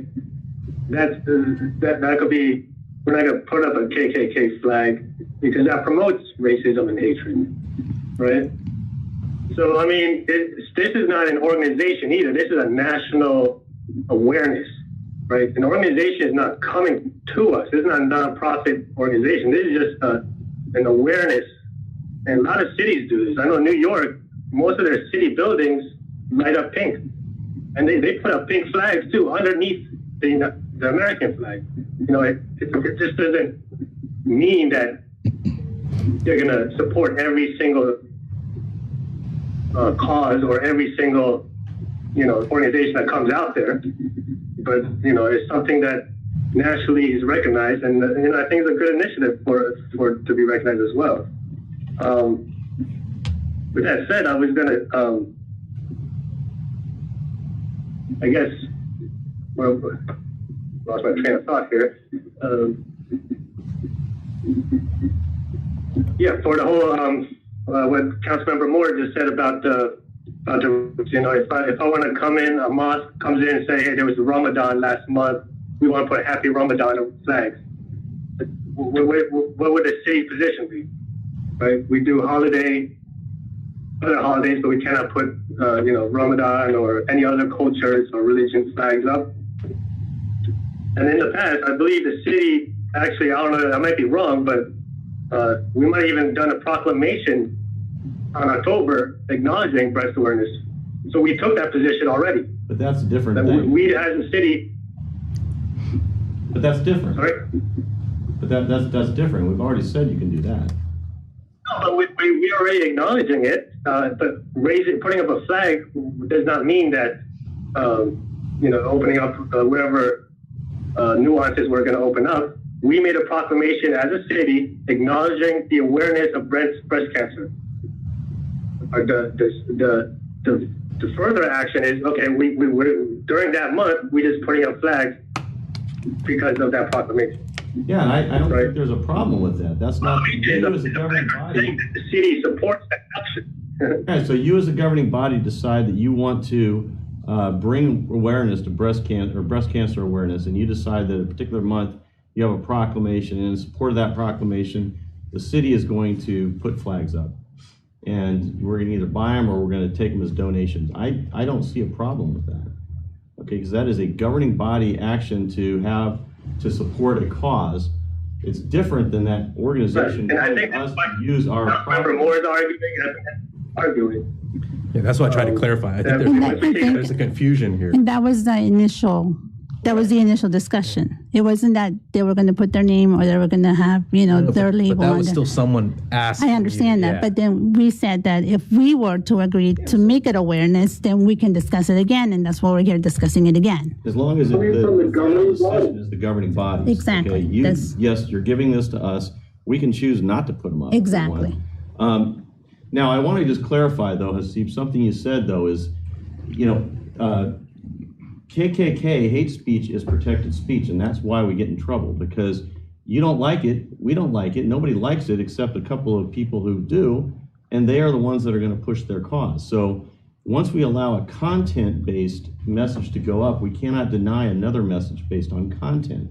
It's protected speech, even as abhorrent as it might be. And so I want you to understand that that's the big concern here, is that you have a cause you like, a message you like, you put that up on the city property without having any kind of policy in place or anything that specifies that it can only be a governing body initiated action in support of a proclamation, I mean, something along those lines. And you just say, okay, yes, come on in here and use our property, city property, public property for your message. And then you say no to another one. Okay, New York City has a lot more money than the city of Manassas Park does to fight lawsuits. And I would argue that New York City does a lot of things that most cities would not get away with just because of its size. Just like Arlington does. And Arlington does the same thing. Yes, they do. Yeah. Well, a lot of places want to be in New York City and they're not going to challenge. So you have to have standing to challenge these things to begin with. And people tend to not challenge, when there's a place they can make a lot of money. So, it takes someone who has standing to bring a lawsuit. A lot of these things are kicked out because they don't have standing. So I would just say that, Manassas Park is a small city. We don't have a lot of resources to be testing the boundaries of First Amendment law. So I urge you to kind of stay within the bounds of what has already been tested.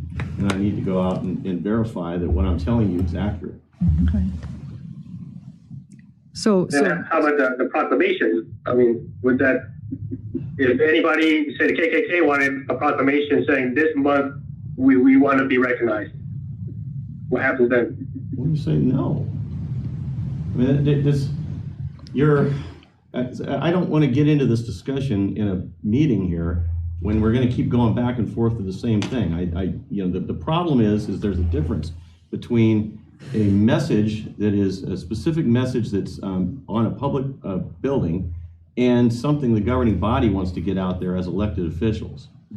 Okay, if you support something, and say you support some local Girl Scout troop, okay, well, what if the Boy Scout troop wants to come in and have support as well? You're not required to give the same kind of treatment to the Boy Scout troop. You might want to, because you're not doing anything to allow them to get their message out. Now, if you said, okay, Boy Scouts get to use the city's website for a month to put their message out there, well, that's a big problem, because now they're using the city's website as a public forum.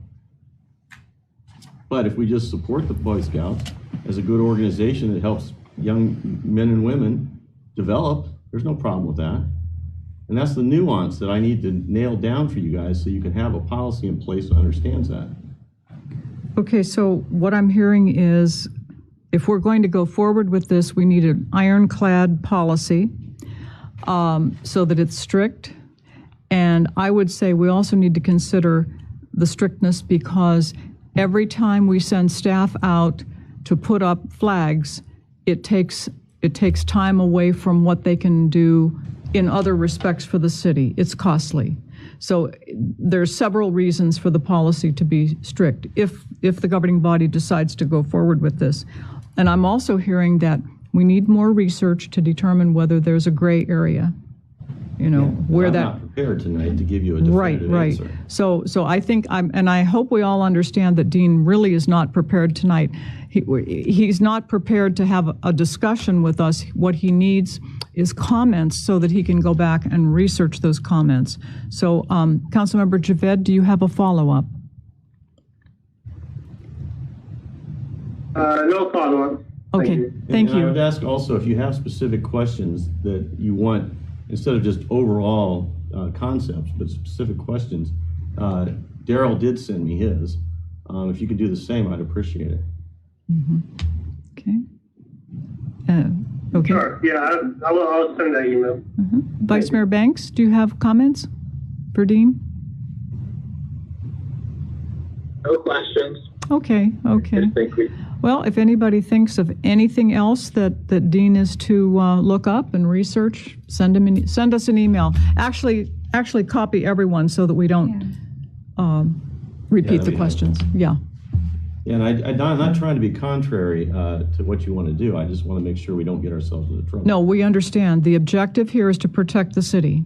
Yes, I mean, And to not get us in a situation where we have to say yes to everything, because that is definitely going to impact staff time. right. Yeah. And we have to Let come. me send my questions out to the full body, governing body. Everyone has a copy. I'm sorry, I couldn't hear you. Did you say you did send them out to the full governing body? No, I said I will. Oh, you will. Thank you. Yeah. No, it's good for us to see each other's questions, because then it might spark another question, you know.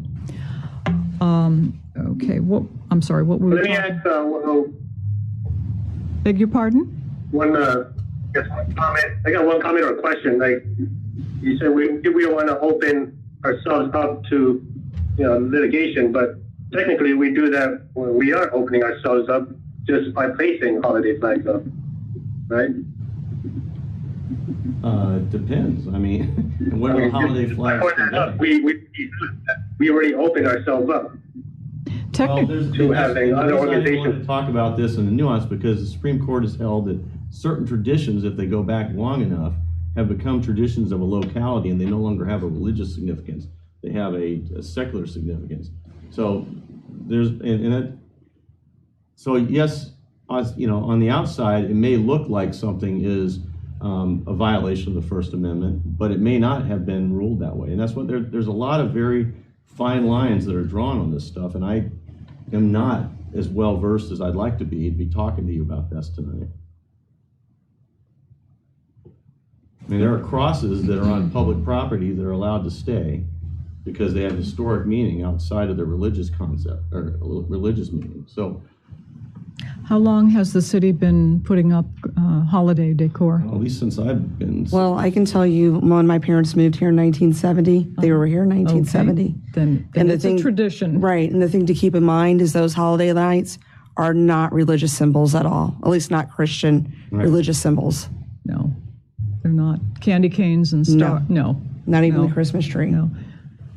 Yeah. That's right. It's a pagan symbol, actually. Yeah. Yeah. Okay. It is. Yeah. Yeah. And of course, the flag is okay for the 4th of July. Those are the only two items that we put up. Is that correct? And wear anything else. Is that correct, Calvin? That's correct. Yeah. Okay. Thank you. So have we exhausted this topic enough? Okay. I think I know what you guys want. So, Beg your pardon? I think I know what you want. Okay. Thank you. But again, if you have specific questions, please send them to me. Okay. Thanks. Okay, and copy everyone so that we can read one another's questions. Okay, Dean, thank you so much. I know that was grueling. Okay, moving on to manager's report. Good evening, members of the governing body. Tonight we have 3 reports, one from Parks and Rec, and then our with Jay Flicker, and then our city library with both our library director, Holly Ritchie here, and also joining us tonight is Todd Frager from LSNS, who drove from Maryland to join us this evening to answer any questions and stop by and say hello. And then we'll end it with a departmental update from community development with Calvin Odell. Before I get into that, I just wanted to clarify for next week, May 25th, it's technically on the city meeting calendar. There's nothing from a city perspective to bring forward there. I think it was just there just in case if we needed it for any budget reasons, but I wanted to check to see, Lana and I wanted clarification if you still wanted to hold that meeting on Tuesday, May 25th. So if there's nothing to address, then we would not need to meet. Is that correct? Okay. We will be meeting the next night. We'll be doing our school board interviews, so we will be meeting Wednesday night. Right. So if I could just get clarification, Okay. are we fine with Lana removing that from the city calendar? Okay, is there anyone who feels compelled to meet Tuesday? I love you guys, but no. No. Okay. Yes, I love you all, but not that much. Okay. Councilmember Moore, can we strike next Tuesday evening? Please. Councilmember Javed? Yes, that's fine. Okay. Vice Mayor Banks? Okay, it's unanimous. Great. So let me put this up and make sure I share this. But we are on for Wednesday night. We'll keep that in the back of our minds. Okay. You might need a reminder that morning. Yes. Okay. I'll send out an email. We'll come pick you up. I will turn over to Jay Switch.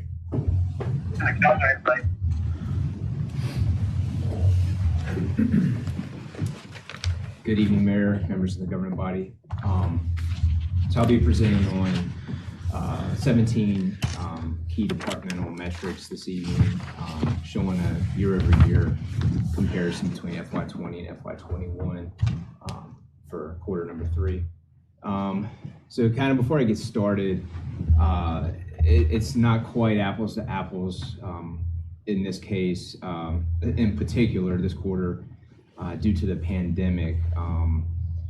The governor put forth, back in December, we were having some pretty significant spikes with COVID. So that was when the real restrictive measures went into place with capacity limitations and such. So we really took a hit, in particular with like our rentals at that point in time, just because we had to cut back down to I think at one point it got down to 10 as a maximum indoors. So that does impact these a little bit more so than normal. However, we were technically open for the full month of March in FY21, whereas in 20 we were closed for half the month. So there's a little bit of kind of overlap there. However, we weren't really able to do a whole lot in terms of programming, just because of the limitations and in order to kind of stay responsible in how we were operating. But I'm encouraged by overall of the 17 different categories. We did see 7 year-over-year increases, so I think that's certainly positive, and I'm encouraged kind of we're going in the right direction there. Web page views and our total website visitors both went up. The website visitors in particular was pretty significant. We did see that metric stay pretty high for the entirety of the COVID timeframe. I think just because of there was good engagement with our customer base and the community, kind of looking to see what was going on and any changes and things that were happening. So that number was consistent throughout the last 15 months or so. Mobile visitors went down slightly, about 4%. Membership contracts, we froze our memberships effective back in March of last year. So certainly we had 0 there. However, we did close down halfway through last March. So that particular number is pretty low for us in general, historically speaking. Rentals sold, 16 there, and as compared to 41 the year prior. Pretty much all of those were faith-based organizations, so that was the one rental group that we could continue to work with during the pandemic. Rentals held did go up, so that was good, and a chunk of that is attributed to the MAP clinic doing vaccination clinics at the facility, so that kind of speaks to that number. Tours obviously went way down. Our visitors went way down, as did our wellness center volume.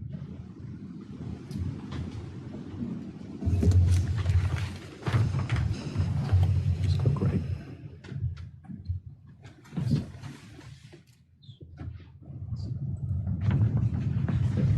Thank you. So programs implemented, that's a big decrease. Again, we really weren't able to offer many programs for quite some time, and then when we were able to come back, we needed to adhere to those regulations in terms of capacity, so that certainly saw the brunt of that there. Special events, we offered one more than we did the year prior, so that was good to get some extra kind of get out in the community a little bit more so this time around. No swim sessions were in place. We also shut down swim lessons as a result of the governor's orders. However, we did see a big bump in rental hours at the indoor pool. That's attributed to a new rental, a swim team, private swim team that we formed a relationship with, and so we had lost a key swim team contract holder the year prior, so we're able to kind of get that back and then some. So that's the reason for that increase. We did see 2 pavilion rentals at Signal Hill compared to 0 last year, and then 14 at field rentals at Signal Hill, which was a big bump over last year, and then 10 field rentals at Costello, which was certainly a nice jump, and that was due to the new cricket pitch that we had installed back in the fall. And then the cash basis revenue number was down 25%. I expected that to be a little more significant, so I was encouraged by that decrease. And then lastly, here's just some pictures from our 2 events this quarter. We had Easter egg hunts on both the 26th and 27th of March. Had 109 total participants. The lion's share were at the traditional egg hunt on the 26th, but we did get 31 for the flashlight egg hunt on the 27th. Again, we were very pleased with 109 participants. We thought that was a good turnout considering the situation. So It's adorable. yeah, some good pictures. So any questions for Jay before we move on to the library?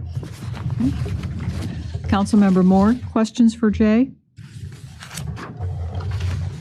Thank you, Jay, for an excellent presentation. No questions. Thank you for the update. Thank you. Councilmember Javed? No questions here. Thank you. Vice Mayor Banks? Thanks, Jay, for your presentation. My question's about, I guess it'll be fully reopened soon. Are you going to have any staffing problems or problems getting hiring people or part-time staff? You're asking in reference to the water park? Or so. You broke up, Preston. Can you repeat, please? Yeah, I'm talking about the water park. Okay. Yes, sir. We're trending real strong right now. I don't anticipate any problems as far as staffing levels. We've been pushing through a lot of new hire packets, doing a lot of interviews over the last couple of weeks. As of now, everything looks to be just fine, and I think we're going to be good to go to open on the 28th. It's also, my question's about one of your slides. I think your first slide, you showed a 21% increase in rentals. Yeah, so that's the rentals held number. So what that is, that represents rent. That's all rentals that we have in the facility, to include comp space. So that's not all revenue generating rentals. So a big chunk of those traditionally are going to be, if say we have a candidate forum at the community center, or we have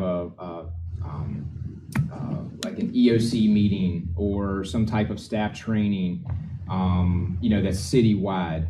And in this case, the reason that number got pretty, there's a significant uptick was because we started with the MAP clinics vaccination program in January. So I counted those visits, basically those times that they utilized space within the facility, as part of that number. Yeah, we're going to look at the potential of using ARPA money to cover the cost of renting out for the MAP clinic, because we haven't been charging anything. Most organizations have been paying some kind of lease. We don't want to charge the MAP clinic anything, but we're hoping we can use ARPA money to at least recover some of the expenditures for the rentals, but also kind of facility overhead as well. That would be good. Sorry, Preston. Yeah, we used the banquet room as a waiting area. What did he say? Can you repeat, Preston? Sorry. Are you talking about the usage of the banquet room as the waiting area after you get your vaccination? Yes, sir. So I counted the multi-purpose classroom 4 and 5. Those are the main vaccination sites where they actually do the vaccinations. And then also the banquet hall for the waiting space or the observation space. And then also the pre-function area, when they have used that as a secondary vaccination site. So basically any sites that they used, we counted that towards this number, but only on the dates and times they use them. So if, for instance, they don't always use the pre-function area, we don't just across the board, we only basically record those dates when they truly use those spaces. All right, thank you. That's all. Okay, thank you. Councilmember Hampton? I know it might be too early to tell, but have you seen any increase in residents reaching out about swim lessons, summer camps since the governor has loosened up some of the restrictions? Yeah, we've actually seen some increased interest, even before the most recent relaxation of restrictions. Definitely on swim lessons, we've gotten calls and interest there. And our plan is to open those up more aggressively once we hit kind of June, July. Rentals, we've seen a big increase in interest. I think there was interest there before, but just with some of the limitations of capacity, it was not a really, it wasn't feasible. But yes, we've seen an increase there. Summer camps, we haven't heard a whole lot about thus far. I'm hoping we're going to continue to push those and really try to message that, robustly. I hope we can get a little more interest on that. We've created some, we're working on some documentation like Q&A, questions to kind of with our membership that we're getting ready to unveil for the July 1 that we're going to send out to the member base soon. So I'm hoping with that, we're going to kind of regain some interest and kind of spark, get people thinking and looking to make summer plans. But we do have our camp schedule in place. We're set to begin the 5th of July and go through the second week of August. Okay. And then the increase in rentals, have those been with organizations or people, just normal people? Mostly individuals. Okay. Yeah, mostly individuals. And we're going to continue to try to regain, those relationships with some of the organizations, because those are the ones that generally were renting during kind of the low capacity times, like during the day, the mornings, during the week itself, not necessarily on weekends. Okay, thank you. Sure. Even though the governor has lifted most of the restrictions, are we doing anything to kind of keep children spaced? Yes, so we're still maintaining kind of safety protocols, and we have cleaning protocols in place to kind of encourage, increased sanitation measures.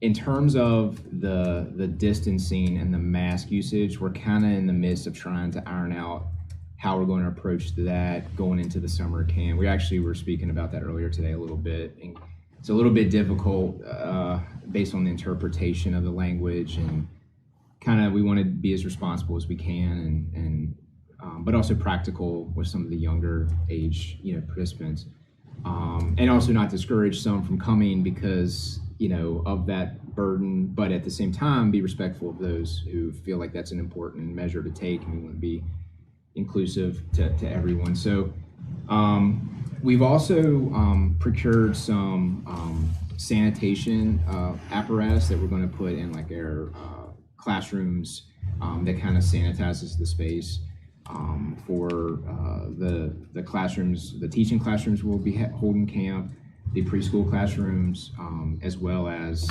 our locker rooms. So we are trying to keep measures in place to ensure that we're going to continue to be responsible and do everything in our power to mitigate risk or transmission. Okay, thank you. Sure. Councilmember Amaya? Are we doing anything different with the memberships fees? I know that before COVID, it was, I think, $99 a month, and then we paid a reduced fee for the camps and the swim lessons. Are we keeping it the same, or are we changing it? Yes, so if you have the all access membership, you do still will still have access to the same reduced cost for any of the programs or the rentals. We are keeping that in place. We're not changing the rates overall, but you will still enjoy those same reduced rates as an all access member. We're also basically we're restarting on the 1st, so we're encouraging patrons if they're not comfortable coming back on the 1st, we're encouraging them. July 1st. July 1st, Yeah. Yes, sir. We're encouraging them to go ahead and just cancel their membership. We're not imposing any type of cancellation fees. We're being as flexible as possible with that and allowing them to cancel, no questions asked. But we are encouraging them to, if they do not feel comfortable starting on the 1st, to go ahead and cancel. And then, we look forward to them coming back when they do feel comfortable to do so. Just to kind of make it, have as much continuity as possible going into starting that new fiscal year. But yes, they will enjoy the same benefits that they did prior. No changes to what the membership includes. Okay, thank you. Okay, thank you very much. That was great. And our library, yeah.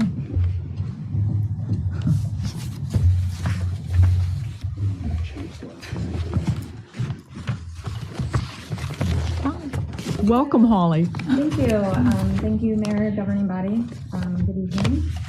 So for those of you that do not know me, I'm Holly Ritchie, the library director. I haven't met all of you in person. You might want to direct it towards you. Yeah. I haven't met all of you in person yet, so I just wanted to make sure that I introduced myself and gave you a little bit of a background. I did graduate with my MLIS, my Master's in Library and Information Sciences from the University of Arizona. And I have experience in multiple academic libraries, and a ship library, and in multiple public libraries. I absolutely have fallen in love with the Manassas Park community since I've been here, and have been inspired by a lot of their passion for nature. We've seen in a lot of the programs that the city already holds, and just all of the parks, and so we are really trying to bring that into the library as well.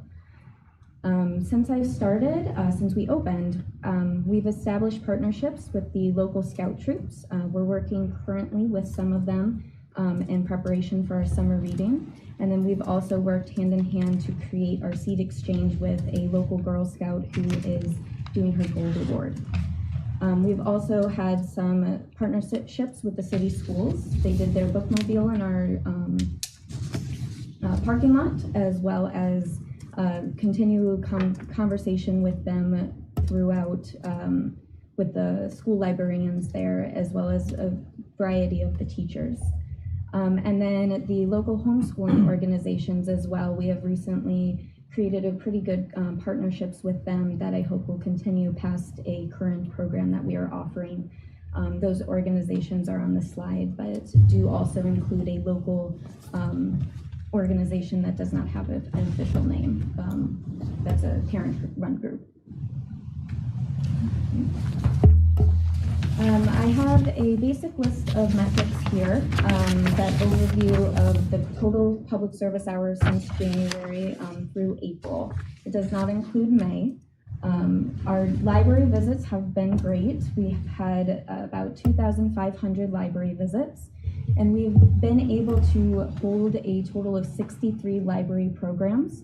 The majority of those were virtual, but we have been able to hold a couple of in-person socially distanced one out on our back patio. Those have predominantly been a team fitness challenge that we have been doing monthly. Total program attendance for virtual, that's mainly by views, and that has been 1,300 approximately. Our circulation, digital and physical, for everything that we can track as a checkout, as a use, is at about 3,300. And our total card holders currently is 740. With that, for Manassas Park residents, since we do have the reciprocal areas, Manassas Park residents hold just under 70% of our cards. Our website visits is at about 13,000, and what has been really great is to see that our social media engagement, so our content reach, this is the number of individual users that have actually had our posts appear on their walls, whether it be through Instagram or Facebook, and that's at 37,000. That's impressive. And the good news with the card holders and just visits and talking with Holly, we're getting people from those areas that I've identified as tertiary market goals for the downtown. Mm-hmm. So as we start promoting the downtown, it's kind of the same groups or tertiary markets that use the VRE. So hopefully as the VRE starts coming back, and with the library, with Blooms Park, we're just attracting people from larger markets. That's going to help our downtown. So with the library moving to the downtown and the new expanded space, the strategy, seems to be taking root here. Even with I wasn't expecting it with the transitional library. It's already taking root with the transitional library. So that number should get even better and better with the downtown library. And again, those are going to be external shoppers to diners to our downtown to help improve our tax base. So I just wanted to add that. Oh, that's wonderful. Yeah. So I just have a brief overview of our current programs. They range from monthly grab-and-go activity bags. There's usually a worksheet that is a bit educational in it, along with some crafts. We do adult weekly programming, weekly virtual story time. We also have a monthly bedtime story time that we are currently running as well, and those are very well attended. or watched at a later date. We do weekly teen programming, and then programming for the family. Typically, we try to do at least 1 or 2 big ones a month, such as we always have a scavenger hunt available for the family to do, but we also do a secondary one for a craft project at the library. We are currently planning those to be socially distanced outside on our back patio. Or a kind of hybrid with the doors open to our big multi-purpose room to be able to properly socially distance. And then we also do online engagement opportunities weekly, such as our Sunday Spotlight, highlighting different parts of our collection. And TGIF, that's Good Information Friday, has been pretty great as well on focusing on the nonfiction aspect. And then just wanted to go over a little bit about our summer reading program. So summer reading is to combat the summer slide or the loss of achievement gains over the summer months that is typically seen in schools. Reading just a couple of books over the summer, 4 to 6, has really the potential to prevent that decline. And we do this by incentivizing reading and through the summer reading program. So this year, we are going to be offering at the midway point, there's 5 levels that they can, 10 levels that they can achieve. And at level 5, we have a NPCC day pass offered. And then at every level, they get a raffle ticket that they can enter into win the gift baskets. We'll be having approximately 6 gift baskets, 2 for each of the age groups, children, teen, and older children, and as well as adults in there. And those will be raffled off at the very end of the summer. Some of the programs that we're trying to focus on are theme story time. Summer reading theme that we chose this year is Tales and Tales. So we are going to be focusing on animals for a lot of our programs, including trying to do we're planning a day at the dog park, animal bingo, some career spotlights that have to do with animal careers, 2 story walks about featuring animal stories, and then a end of summer blast that now that the restrictions have started to recede, we are starting to really get down and plan that one. Okay. That is all, so if I have any questions. Oh, thank you. Well, that's wonderful. And I can personally testify to how wonderful the interlibrary loan service works. It's great, and staff is wonderful. Every time you go in, everybody's very attentive, so it's truly a success. Thank you. Let's start with Councilmember Hampton. Do you have any programs directed at senior citizens? Currently, no, but I do hope to develop. We haven't done much right now. The majority of the people that I have talked to weren't interested in virtual programs, so we hadn't planned any main ones because everything was being virtual. But I am currently in the process of trying to plan some book clubs, as quite a few members of the community have expressed interest in that. There was a concern too about kind of the size and being able to space out. Again, hopefully we're way past COVID, but with the downtown library, there's going to be a much larger amount of spaces for social distancing and being able to hold senior programs such as bingo, which is always popular again, with the shared use spaces that we're going to have in the downtown city library.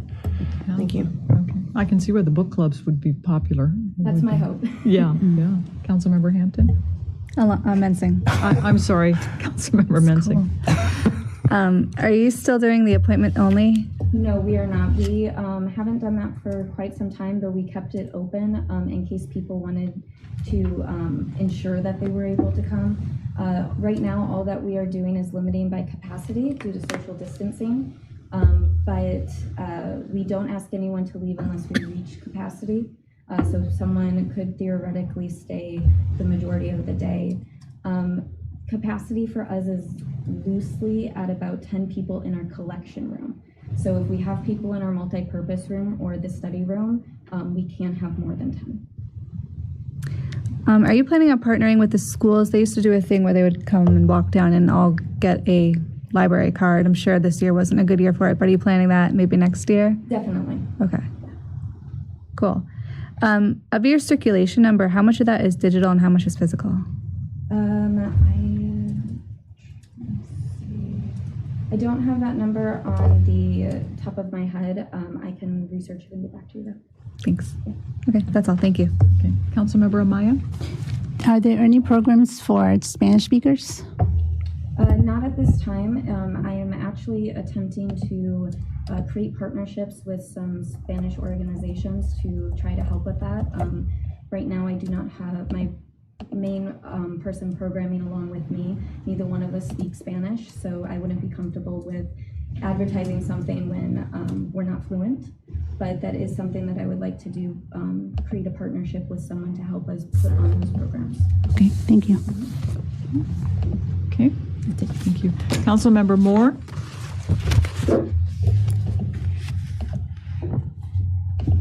This question may have already been asked in the presentation, but I may have missed it.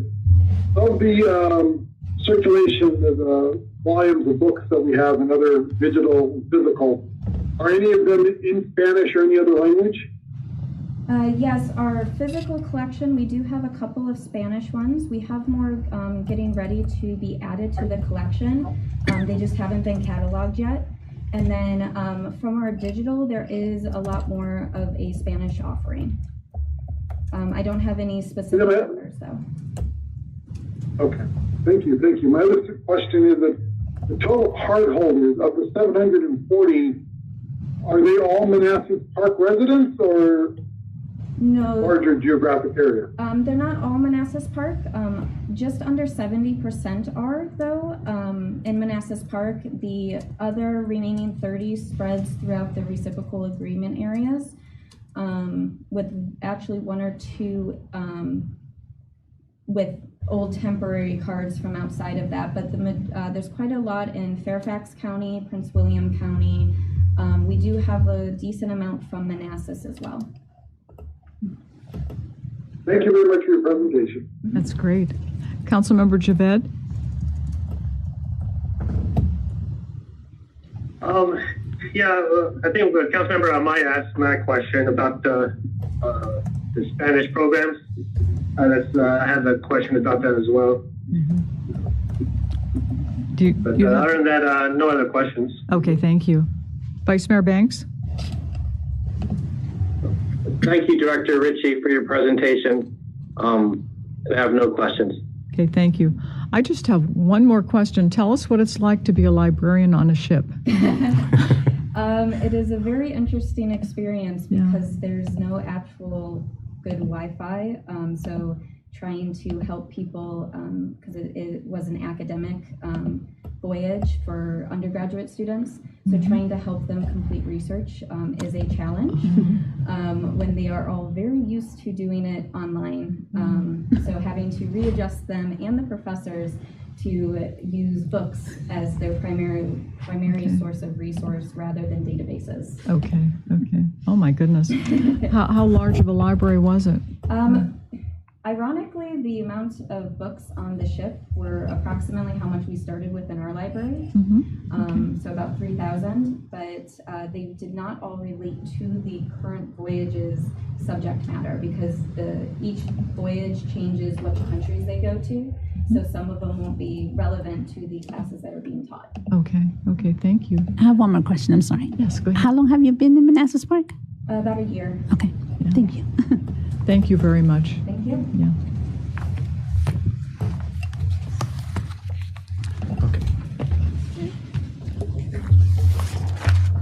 Thank you. Thank you.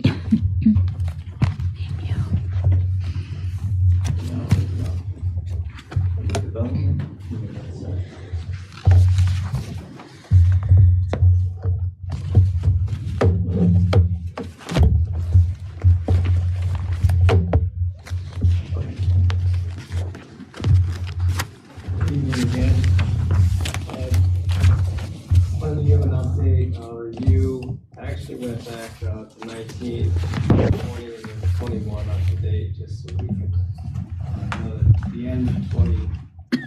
beginning of 21 were kind of interesting years where some statistics were a little skewed.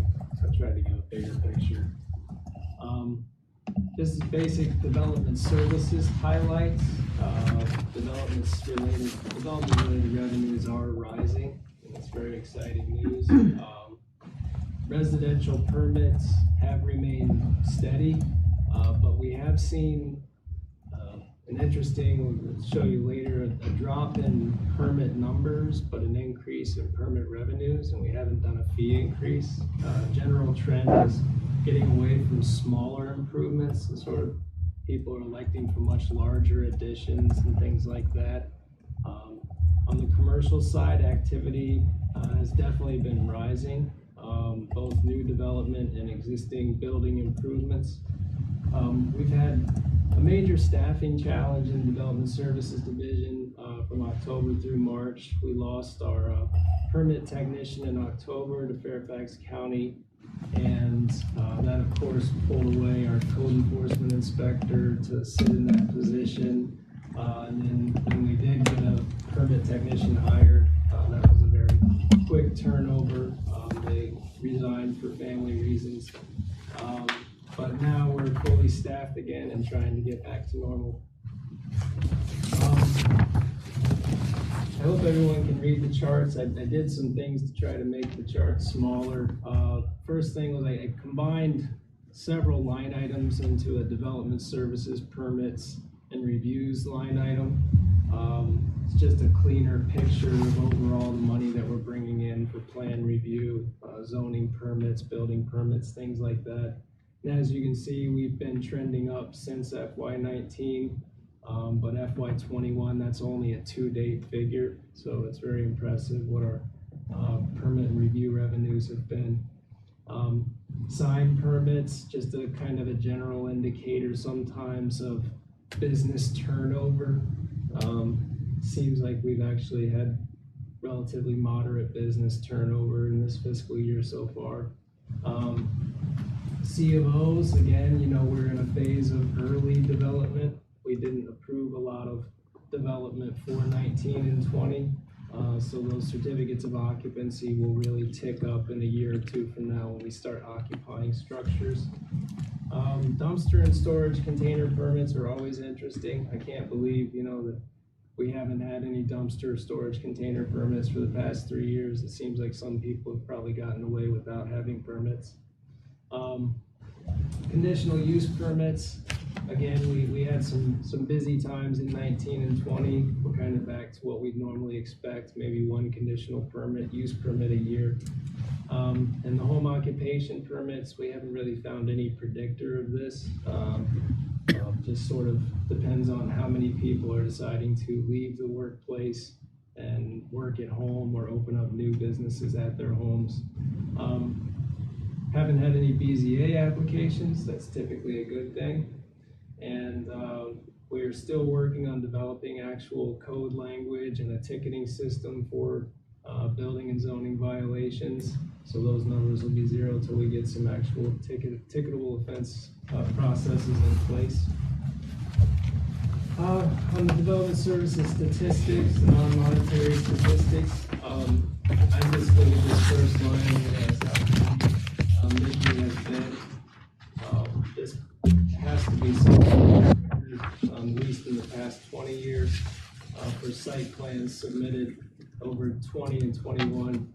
We've had over 16 site plan submissions for those years, and we're not even through FY21 yet. And then site plans approved. Again, we're holding steady, but we'll have a lot more approvals in the end of 21 and early FY22. CUPs submitted and approved, nothing unpredictable here, nothing out of the ordinary here. We had quite a few submissions in 18 that were approved then later in 19. These processes usually carry on for 4 to 6 months or so, overlapping fiscal years. Again, the rezoning submissions are another indicator of actual development activity. It's been very busy on the rezoning front for Manassas Park. Zoning text amendments, another area where I like to give a shout out to Mickey for all of her hard work. 7 zoning text amendments in the past 3 years with all of this site plan work on top of it. Code enforcement cases, not too surprising to see some sort of a decline in FY20. And again, they're, basically I would have expected to see a decline in cases while the code enforcement inspector was doubling as the permit technician. I was a little bit, you could have gone either way. We could have had a drastic increase in cases when everyone was stuck at home for COVID, but it seems like for the most part, everybody was too focused on the actual world falling apart to worry about what their neighbors were doing. So we didn't have a whole lot of calls and complaints, nothing above normal. Construction permits issued, again, I spoke to this earlier.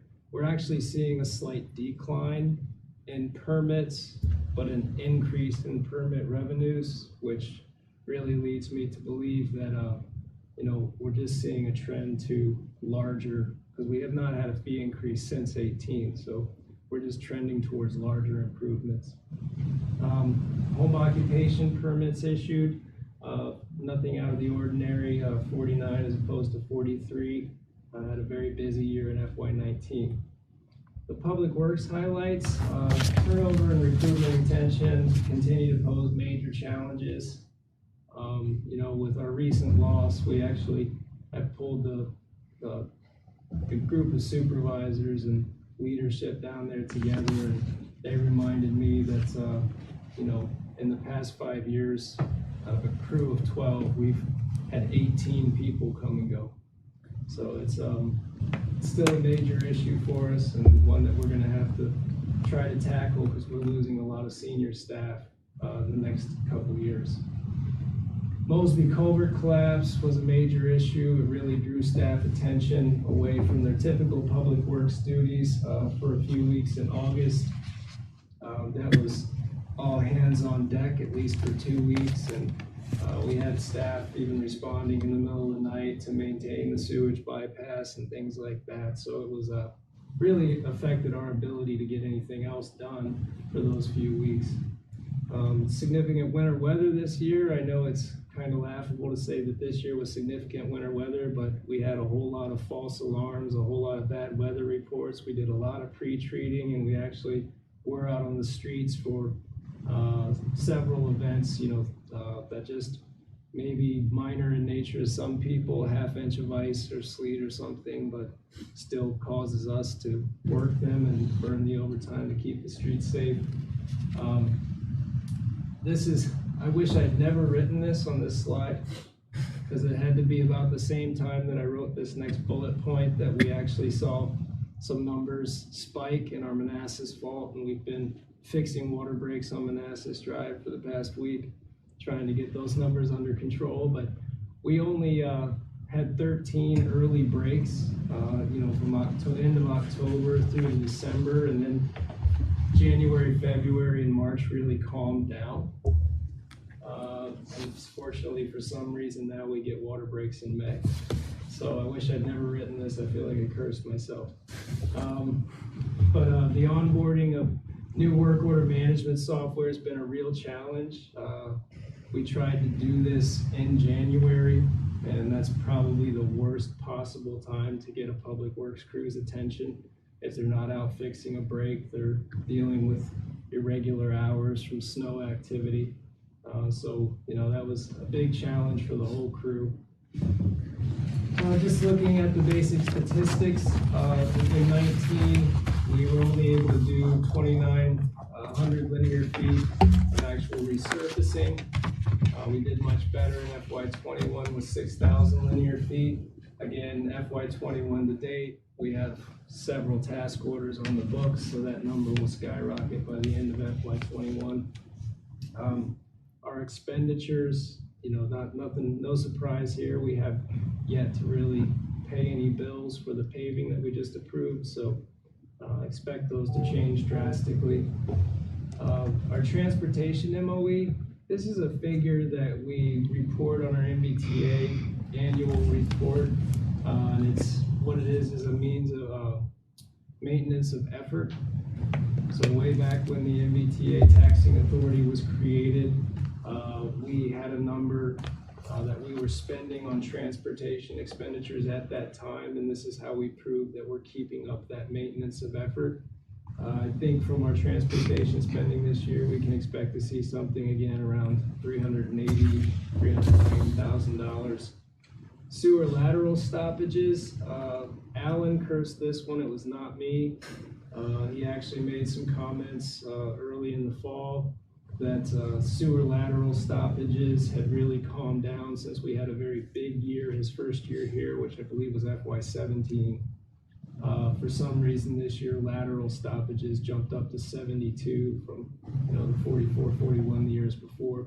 Main stoppages, we just have not had any unfortunate incidents. We worked really hard many years ago to get the restaurants on board with adequately maintaining their interceptors, their grease interceptors, and looks like it's paying dividends because our main stoppages have been very low for the past several years. Sewer lining, again, we're almost at the end of what we can really do as far as just basically lining existing sanitary sewers. We're entering that new phase of what's the next steps. Is it manhole relining, lateral lining, but it all starts with the lateral investigations. So we will try to get some AmLiner contract by the end of this fiscal year to finish up what we know we can still reline while we focus on the next step, which is lateral investigations. Water breaks, again, we only had 13 this year on the books until this week. Now we've already got a couple more on the books, so this figure is inaccurate. I use these last few columns just to basically, or these last few rows, just to try to give a basic picture of our purchase and sale on the water utility side.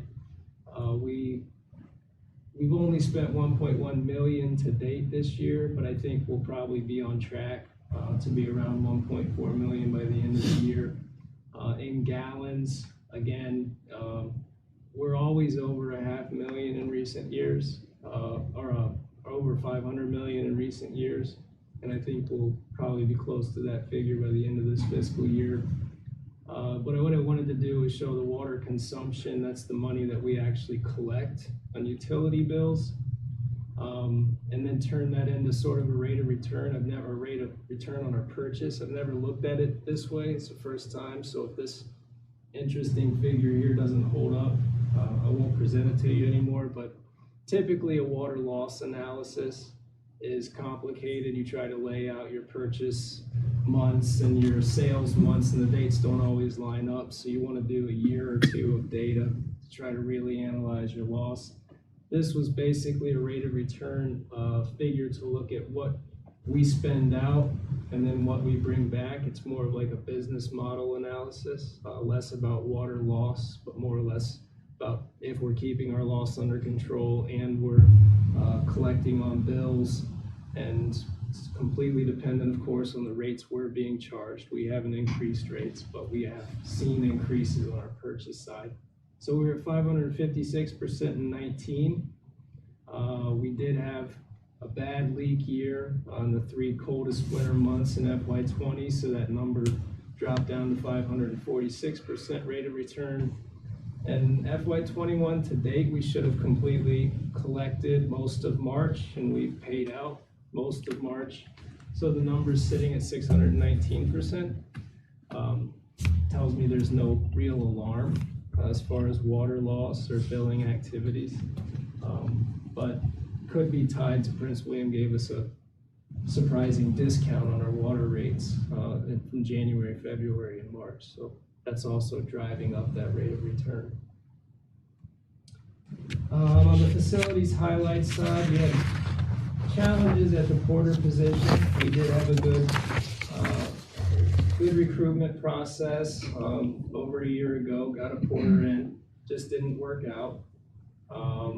Then we had a very short experiment with a new porter, and that didn't work out. I think finally we're back up to full staff, and from everybody's basic input.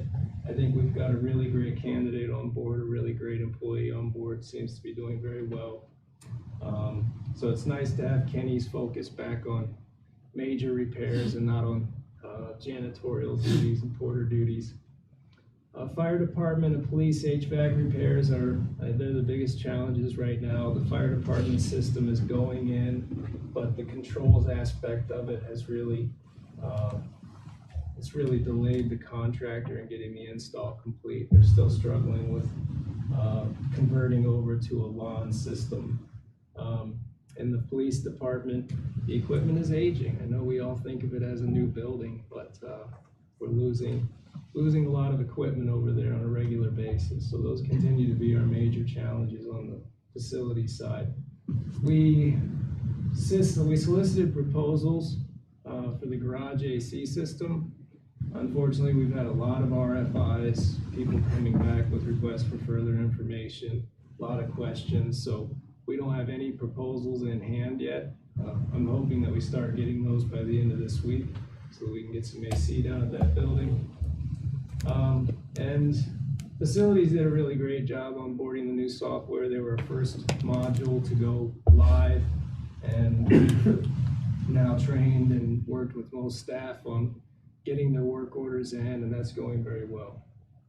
Fleet, PD and FD repairs, they continue to be our biggest budget challenges. The fire department does not have a lot of white fleet. It's all apparatus, it's all very expensive stuff to repair. And the PD, it's just a lot of tires and a lot of, the PD are out there and active, and a lot of really weird things that you wouldn't predict with a code enforcement Crown Victoria or a City Hall SUV. So those continue to be our biggest challenges with budgeting on the fleet side, and that ties right into this next bullet, the next bullet point. Tommy, the chief mechanic, he did a really great job helping me get some numbers together for Laszlo with what it's going to look like to have this enterprise program going on. What's it going to do to our maintenance numbers over the 10-year budget model? And it was a lot of work, but I think we've got some good numbers. We'll be looking at it for the First Amendment and refining those numbers, but it took a lot of time. And Tommy did a really good job, and we learned that, even in budgeting for the enterprise program, PD and FD are going to be the big challenges. And onboarding a new work order management software, Tommy had a good system for his job. Manager Plus was pretty much a fleet software, but we didn't want to have multiple pieces of software. So reluctantly, he became the last one to merge in. But not surprisingly, he's really good at this stuff, and he's really started to complement the new software. He's really started to see the benefit, especially on the reporting side. So thank him for all his hard work and his willingness to convert, even though he probably didn't have to. That's it. Thank you, Calvin. That was great. Can you go into just a little bit of detail about how the percentages were derived on return on purchase? Yeah, if you just, it's basically so the water purchase, and then looking at the water consumption fees that we bring in. It's just, it's a ratio of those two. Okay. So it's just a rate of return on what we purchased based on what we collected in user fees. Okay, so the debt is not calculated into this in any way? That is paid out of your water consumption bills. So it is calculated in the percentage? No. It's not, You're okay. covering your debt with that rate of return. So Okay. as you know, that probably when we're down to a 500% rate of return, we're probably not covering all of our debt, and we're probably actually hurting our account balance, our fund balance. We're probably actually spending some fund balance to cover our debt. At 620% rate of return, hopefully we're actually putting a little fund balance back into the enterprise fund instead of losing it. It's really hard to say though, because remember that rate of return is going to change as the price goes up, and Manassas hits us for an increase every year. Prince William typically does. This year we were fortunate, they had a major increase in 20 and then they dialed that back halfway through 21. So, like I said, that 619% rate of return might not even be based on good, good billing efforts or good water loss efforts. It may just be a function of the fact that Prince William's not charging us the same rate that they were charging us throughout FY20. Okay, thank you. That's clear. That puts it in perspective. Okay, No, thank you. that's not a profit margin or anything. Yeah, okay. It's literally just the rate of return on your spending. Okay, And that still has to cover your debt service. It has to cover your water sewer salaries. It has to cover everything else. okay, that's clear. Thank you. Councilmember Amaya? Could you explain what a dumpster storage container permit would be for? This for so when people do massive reconstruction projects, they will only go out and get like a 30-yard dumpster and put it in the driveway or on the street. By the zoning code, they have to have a permit for it. Okay. Pods, portable storage containers, those also require a permit.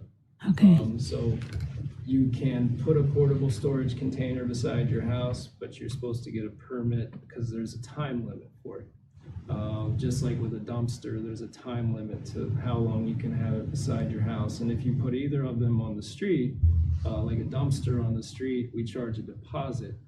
Because especially with the large 30-yard roll-off dumpsters, when they come with the roll-off truck and pick them up, they tend to gouge the street. So we charge a deposit in case they damage the street and we can repair it. Is that only for the 30 yards or any type? No, any type of dumpster storage container Okay. requires a permit. Okay, thank you. Councilmember Mency? No questions, but I wanted to say thank you for the sidewalk work today. I received a few compliments on that. Yes, yeah, we have a whole lot of concrete work ongoing, and I expect you'll see another task order for concrete work in the coming weeks. So, yeah. Councilmember Hampton? A few questions. First of all, the percentages, is there an industry average that's considered good? For water, The rate of return? it's just we didn't have anything put together for actually looking at water loss over the winter time. We haven't done a water loss analysis yet. Like I said, we typically take 1 or 2 full years of data, lay them out, and try to gauge what our water loss is over a long period of time. Because the monthly bills don't align. We don't have a SCADA system that's dumping us daily meter data so that we could try to align our purchase rates versus our consumer rates, or as far as meter gallons. So if we had a smart meter system and a SCADA system, and we could perfectly align daily readings, we'd be able to tell you water loss, say December 21st, 2020. I could tell you what our water loss was.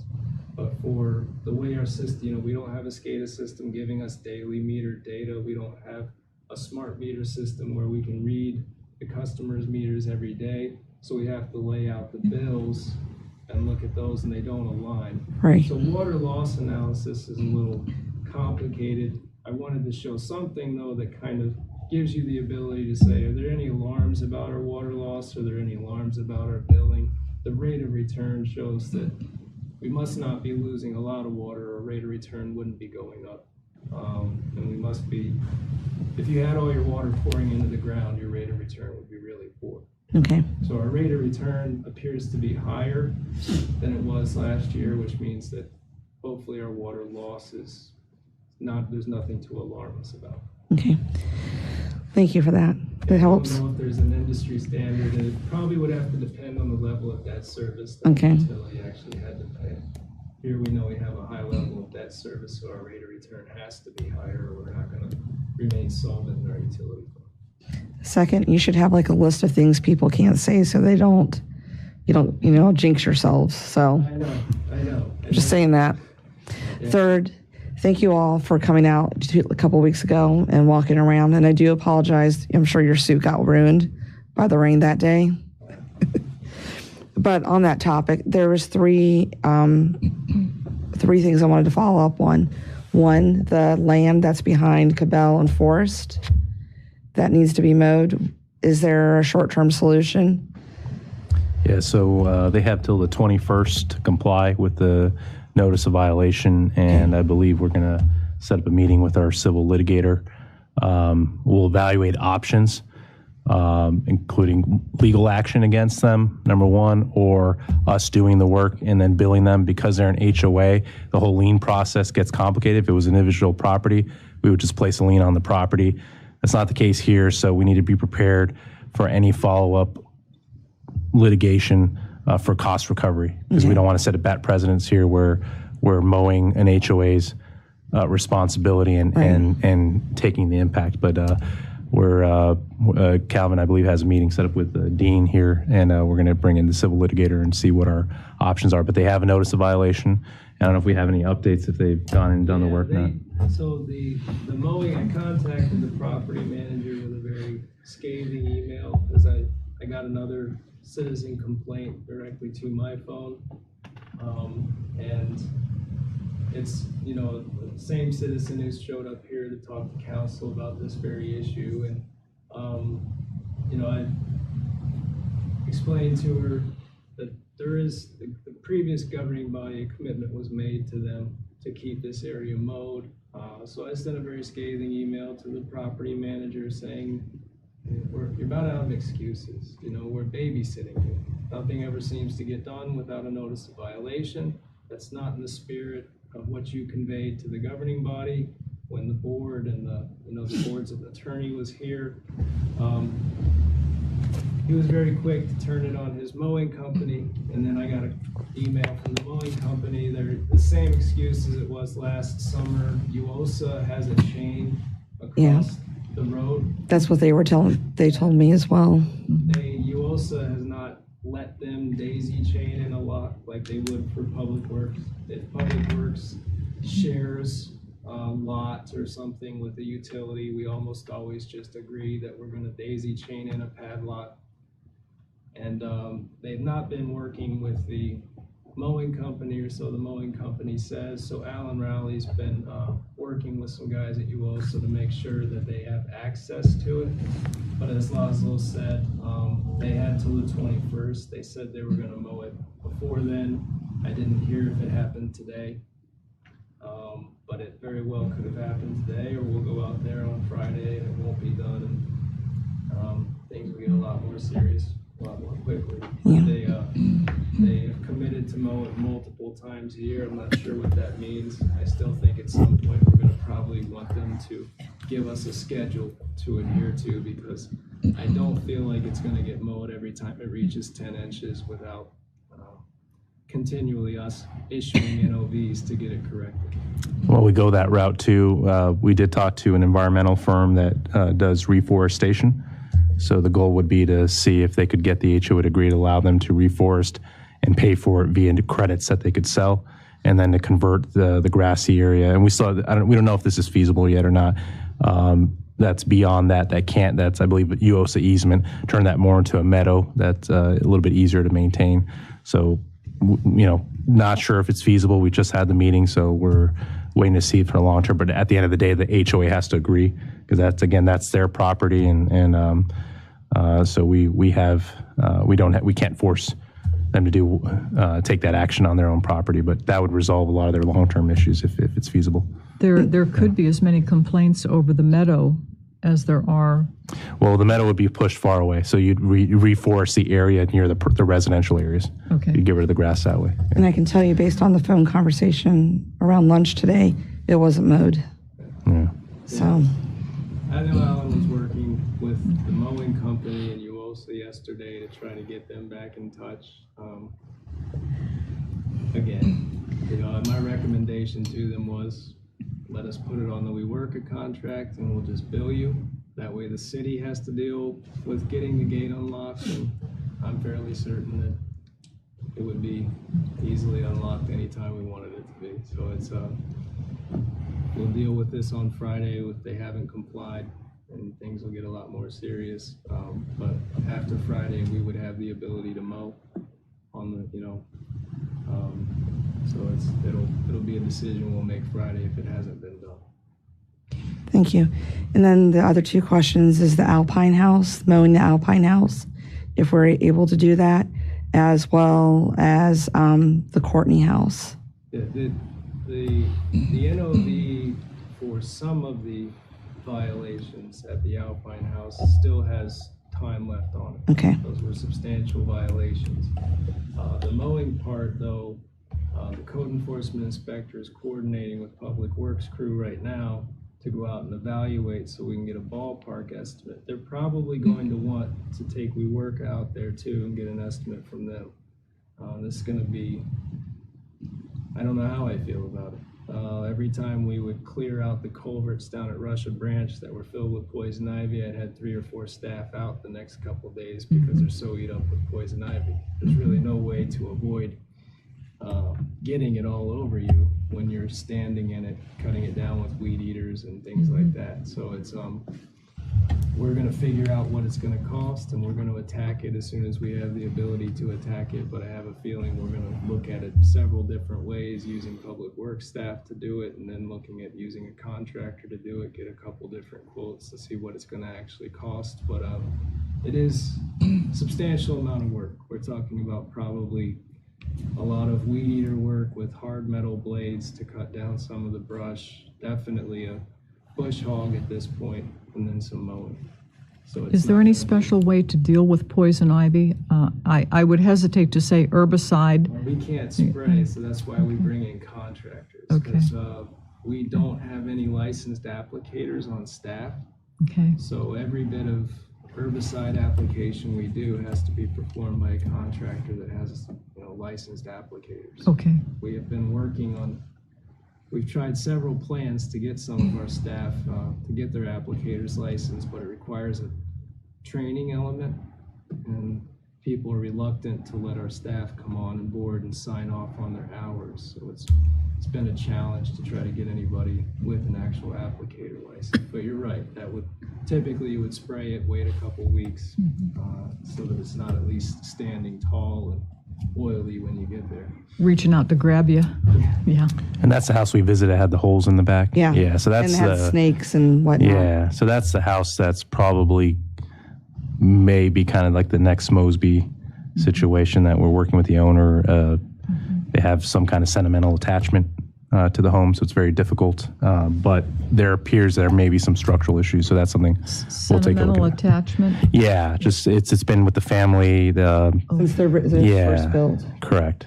So they have noted. Yeah. Okay, because if it's falling down, I mean, Well, it's not full. That's what we had to check. Remember, be sentimental to. So the best way I can put it is that there's holes in the back. Okay. yeah. So we have to remember. Calvin briefed you all, I think, 2 weeks ago about the state code and imminent threat of collapse. So that's again what we're going to have to reestablish before we can take any action here. But that's the one, at least that we saw, that looks like it's in bad shape. Yeah. And then the Courtney one is just, I was told the weeds in the back are almost as tall as 6 feet. And I know the grass is pretty high. You can see the grass from the front. So it's on Courtney between Manassas and Lambert. If you're making a right on Manassas, or right from Manassas off to your left. But that was not part of our walk. We didn't get to it because of the rain. But I know that one of the residents had reached out to code enforcement about it. Right, I can get an exact status. Yes, please. If it's been 10 days since the NOV, then we have the authority to go on and mow. Okay. And we just bill the owner. If they don't pay the bill, that goes again as a lien against the property. But that's one of the clearest parts of our code, is if they've not corrected the violation after 10 days, then we can go onto their property and mow. It's one of the longest standing practices that we've had. Public Works crew always used to do it. We build out of the work order system. Right. It's pretty expensive to have your yard mowed by a Public Works crew. But with WeWork under contract, they're probably able to do it much cheaper. So that's something that we're looking into, because I know we had some bills that were $300 to $400 a mowing for people's yards. So I'm sure WeWork doesn't have a business because they charge $300 to $400 a mowing per yard. So. Right. And the last one is the Lower Kent house, the one that we walked by. The vacant house? Yes. Yes. Everything on that list, Mickey and Denora and I met again this morning. We're going to be providing essentially a weekly update to Okay. management on the status of all those cases. We had an intensive discussion about the actual trailer that we were speaking about. Doesn't appear like anything is in our code that would allow us to deal with a dilapidated, recreational vehicle. They don't fit the definition of a motor vehicle, and there's nothing in our recreational vehicle section that says they have to be in any sort of good repair. So that's a code loophole that we're probably going to have to address through a code amendment. Okay. But everything else about the status of the property, any property maintenance violations because of the condition of the exterior, the yard, those can all be addressed through notice of violation. Okay. What was the address again for Courtney? I'd have to look. Okay. Oh, I think it's 127. 27. I think if you Google it.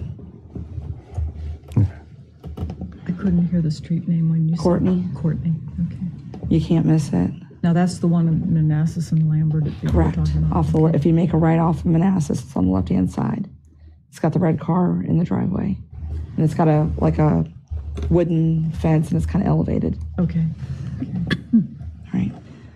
That's all I have. But I really do thank you and Mickey and Denora for coming out. And I mean, we spent 3 hours, so I do appreciate it. And I know those residents did appreciate it as well. We're working on it. It's going to take.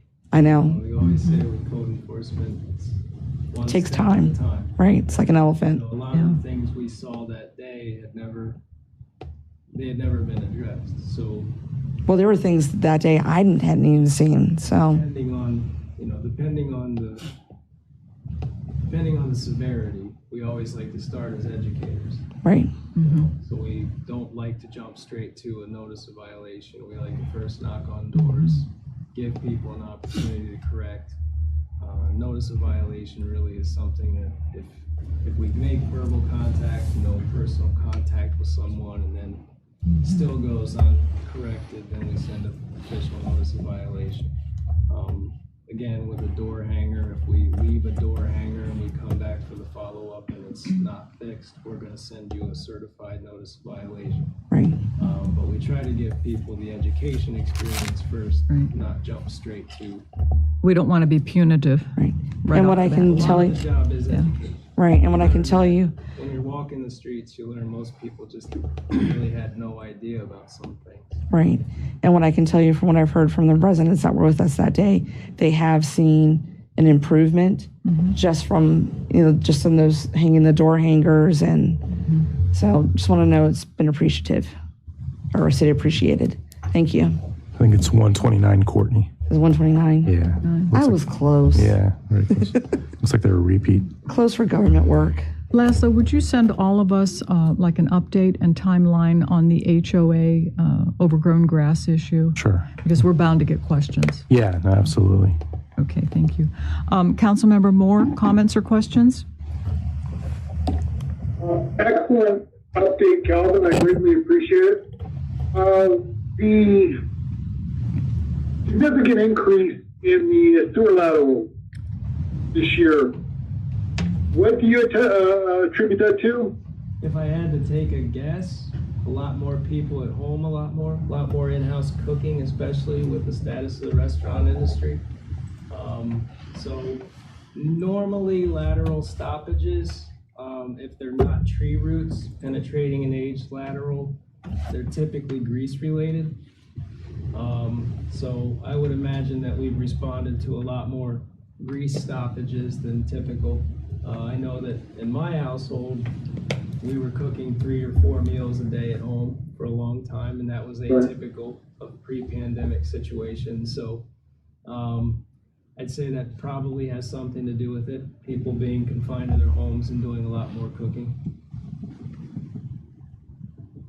Excellent. Appreciate the presentation. Thank you. Thank you. Councilmember Javed?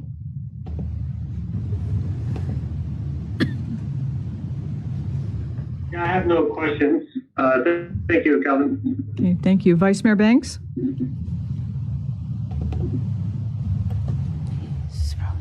Preston? Is he frozen? He's frozen. Okay. he's frozen. Preston, and we can't hear him. When he freezes, can we still hear him here? Let's see. Preston, can you hear us? We should be able to hear him, but I think he's having system issues. Okay. Yeah. There he is. There he is. Hello. Calvin, thanks for the presentation. No questions. Okay, thank you. Thank you very much, Calvin. I have one more question. Is there anything on the website that kind of gives you an idea of what requires a permit? Website's kind of a sore subject. I still find things, that you can Google and find that have been dated for a decade or more. I'm not sure.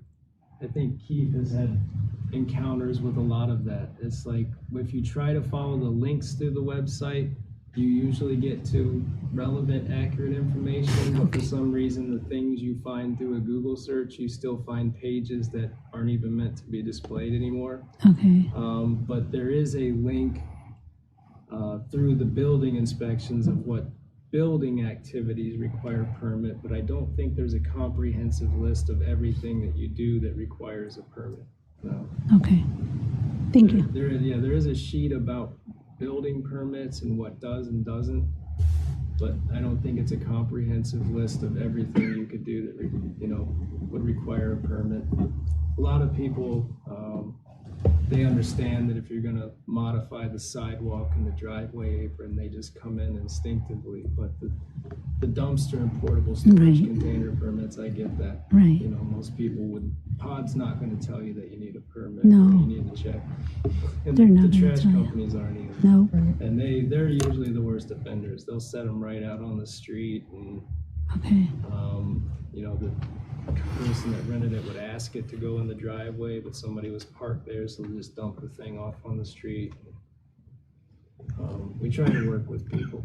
Okay. We're punitive to them for not knowing. Right. Okay. In the end, we just want to make sure it doesn't haunt the neighborhood for 6 months. Right. Okay. Thank you. Okay, thank you. Thank you very much, Calvin. City Manager, do you have anything else for us? Nothing further. Okay, no closed meetings, so anything else for the good of the city? Hearing none, do we have a motion to adjourn? Moved. Second. All in favor? Aye. Opposed, abstained?